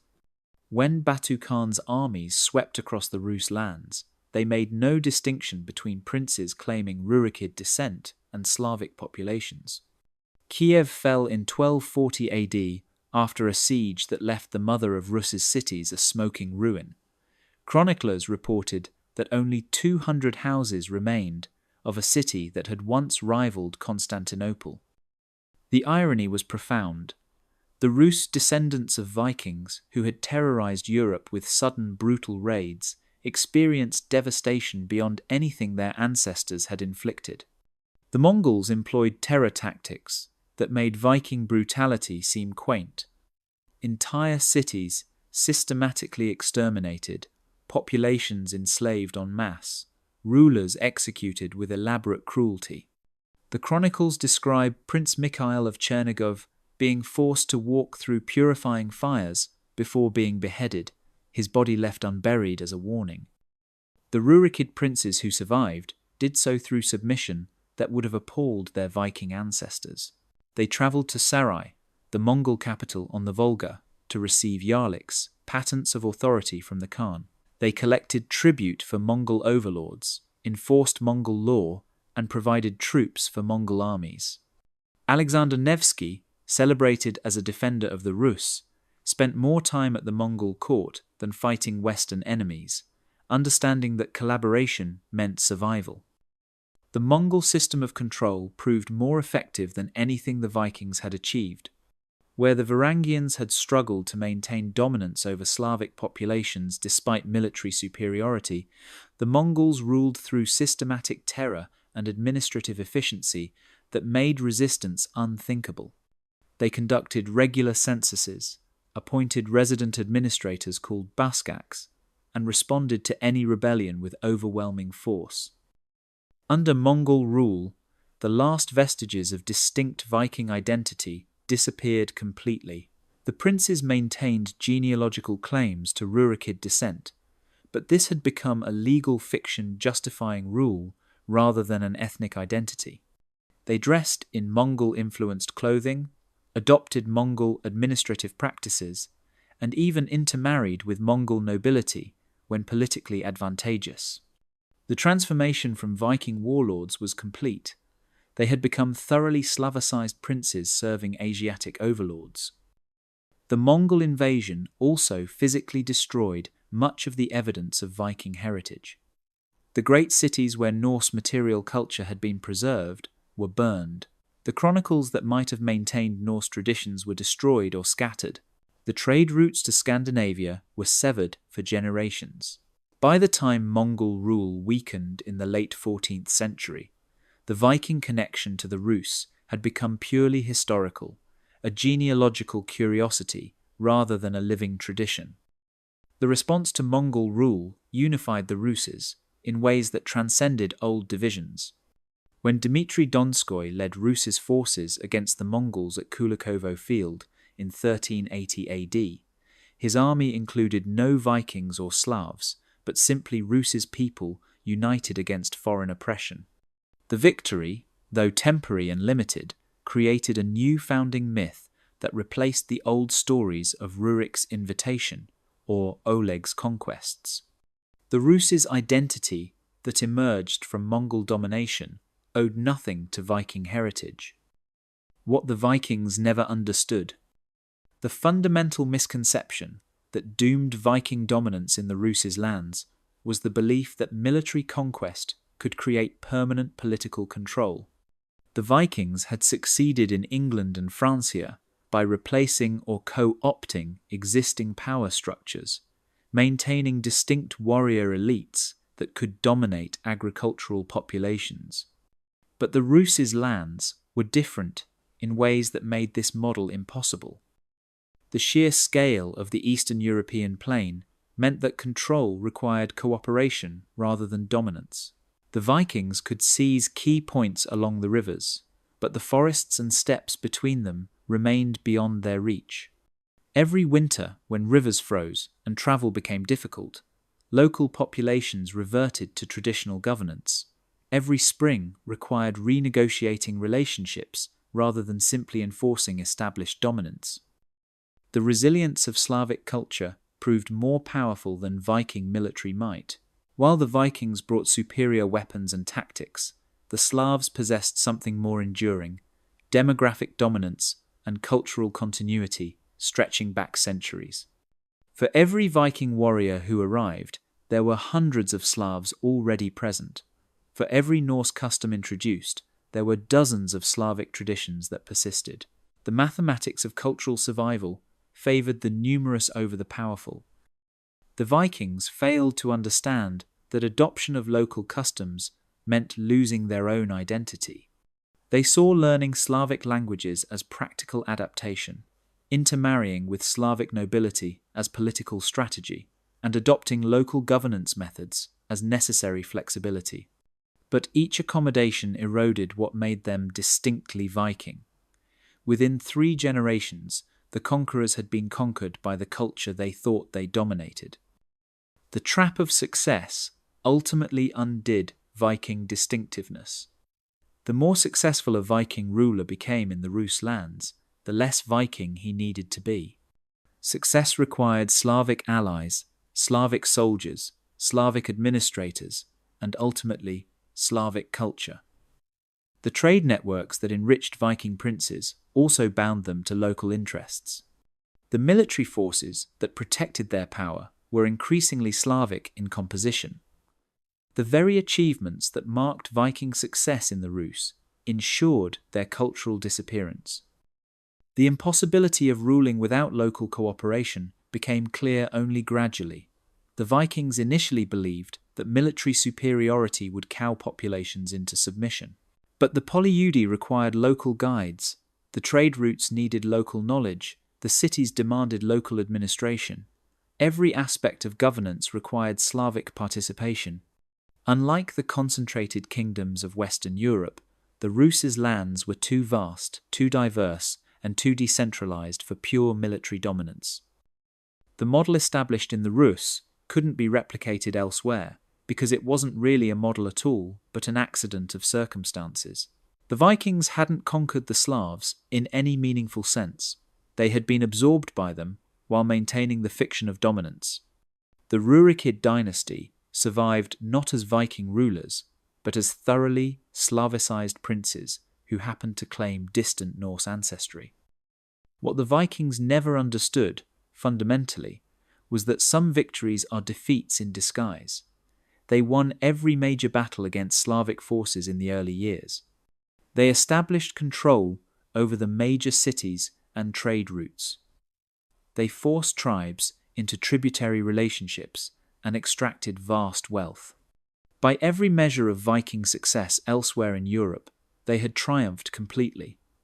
But in winning these victories, they had to become something other than Viking. The conquerors became the conquered through their own success. The final irony was that the Slavic tribes achieved through patience what they could never have accomplished through military force. They didn't defeat the Vikings, they absorbed them. They didn't expel Norse influence, they digested it. They didn't preserve their independence, they created something new that belonged to neither culture but drew from both. The Viking Age in the Rus ended not with dramatic defeat, but with gradual dissolution, like a river flowing into the sea, maintaining its momentum while losing its distinct identity. By the time the Mongols arrived to provide external resolution to internal tensions, the Viking-Slavic conflict had become meaningless. There were no Vikings left to resist, no distinct Slavic identity to preserve. There were only the Rus, a people forged from collision and fusion, awaiting the next transformation that history would impose. The forgotten civilization that had shaken Viking raiders to their core had won by refusing to fight on Viking terms, choosing absorption over resistance, patience over confrontation, and ultimately achieving victory through transformation rather than triumph. Conclusion: the echo through history. The forgotten lesson. Why has this story disappeared from the popular Viking narrative? Why do we remember the longships terrorizing English monasteries but not the Drevlians tearing Igor in half with bent trees? The answer lies in the complexity of what happened in the Rus' lands, a story that defies the simple conquest narratives that popular history prefers. The Viking Age, as commonly understood, is a story of raiders and conquerors, of dragon-headed ships appearing from the morning mist to strike terror into civilized lands.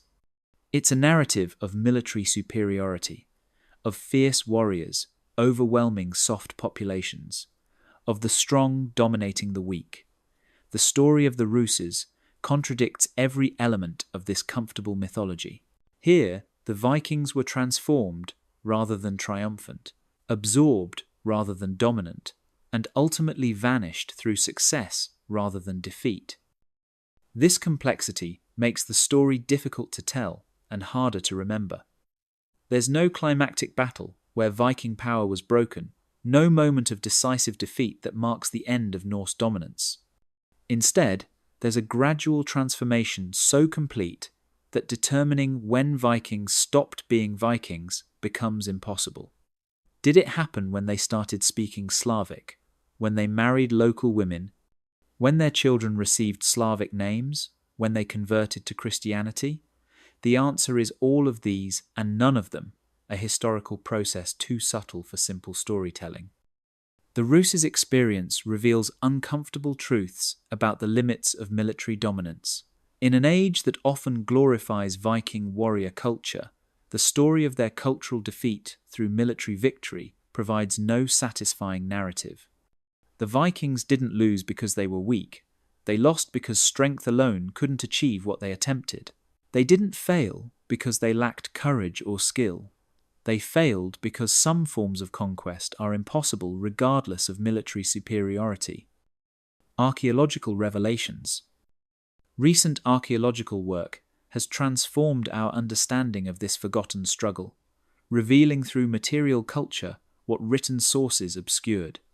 DNA studies conducted by Uppsala University and the Russian Academy of Sciences show that genetic mixing between Scandinavian and Slavic populations happened far more rapidly and thoroughly than previously believed. Within just 2 generations of the initial Viking arrival, the genetic signatures become so intertwined that distinguishing Viking from Slavic ancestry becomes meaningless. Excavations at Gnezdovo, one of the largest Viking Age settlements in Eastern Europe, tell the story in pottery shards and burial goods. The site shows clear Scandinavian presence in the early layers: oval brooches, Thor's hammer pendants, weapons of distinctly Norse design. But by the middle layers, dated to just 50 years after initial settlement, the material culture is completely hybridized. The pottery combines Norse and Slavic techniques, the jewelry merges traditions, and the burial practices blend customs so thoroughly that archaeologists struggle to categorize them. The famous Shestovitsa cemetery near Chernigov revealed warrior burials that epitomize this cultural fusion.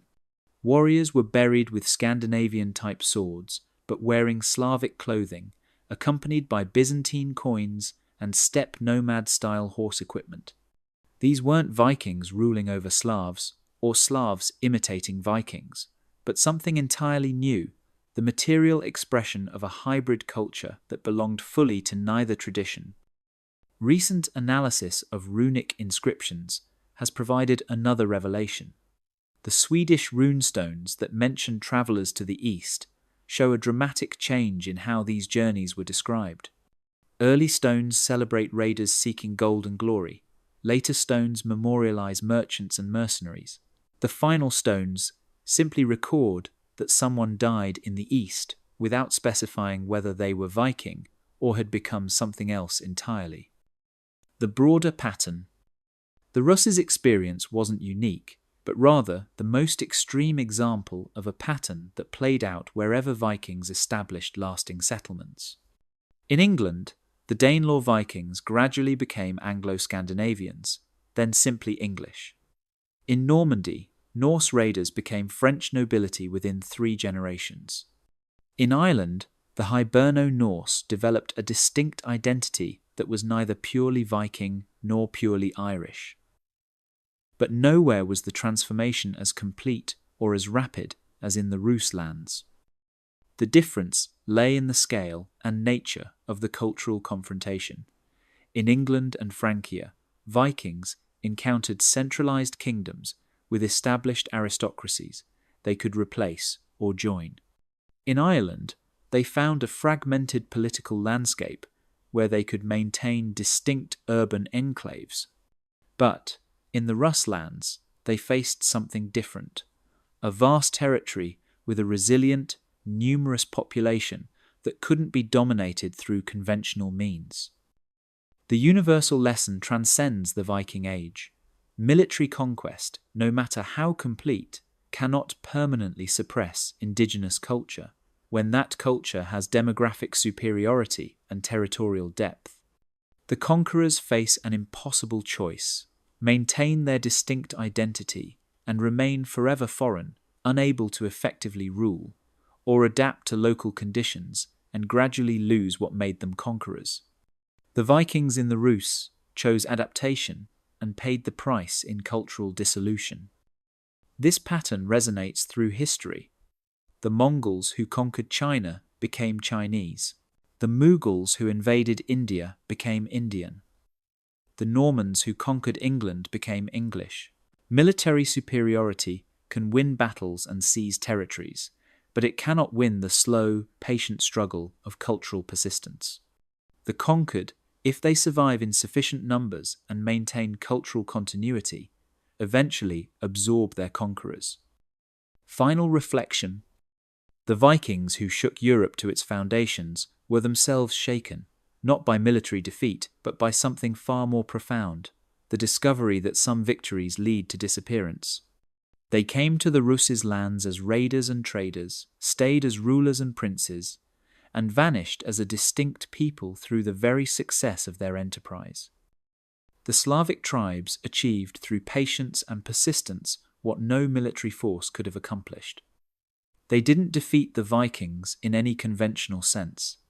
There was no great battle, no heroic last stand, no moment of triumph.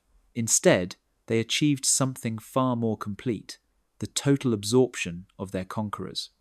They took Viking military knowledge and made it their own. They accepted Viking princes but made them Slavic rulers.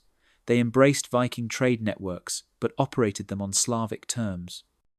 The civilization that emerged from this collision was neither Viking nor Slavic, but uniquely Rus's, a synthesis that would go on to create one of the world's great cultures. The onion domes of Russian churches echo both Norse dragon heads and Slavic forest temples. The Russian language carries Norse loanwords so thoroughly absorbed that native speakers don't recognize their foreign origin. The very concept of Russian autocracy owes as much to the Viking Drevlian as to Byzantine Caesaropapism and Mongol absolutism. Perhaps the greatest irony is that both sides won and both sides lost. The Vikings achieved wealth and power beyond their dreams, but lost their identity in the process. The Slavs were conquered and subjected to foreign rule, but ultimately absorbed their conquerors so thoroughly that they might as well have been the victors. Both cultures disappeared, replaced by something new that honored neither while drawing from both. This forgotten chapter of Viking history reminds us that cultural conflicts rarely resolve through simple victory or defeat. The sharp edges of distinct cultures, when pressed together long enough, eventually blur into something unrecognizable to either origin. The Vikings discovered in the forests of Eastern Europe what every would-be permanent conqueror eventually learns: you can take a land by force, but holding it requires becoming part of it, and in becoming part of it, you cease to be what you were. The bent birch trees that tore Igor apart in 945 AD were more than instruments of execution. They were symbols of a cultural resilience that could bend without breaking, that could appear to yield while maintaining deep roots, and that would, given time, snap back with enough force to tear apart those who thought they were masters. The forgotten civilization that shook Viking raiders to their core did so not through military might, but through patient, persistent refusal to be what their conquerors needed them to be. In the end, that proved more powerful than all the longships, all the swords, and all the Viking fury that had terrorized a continent.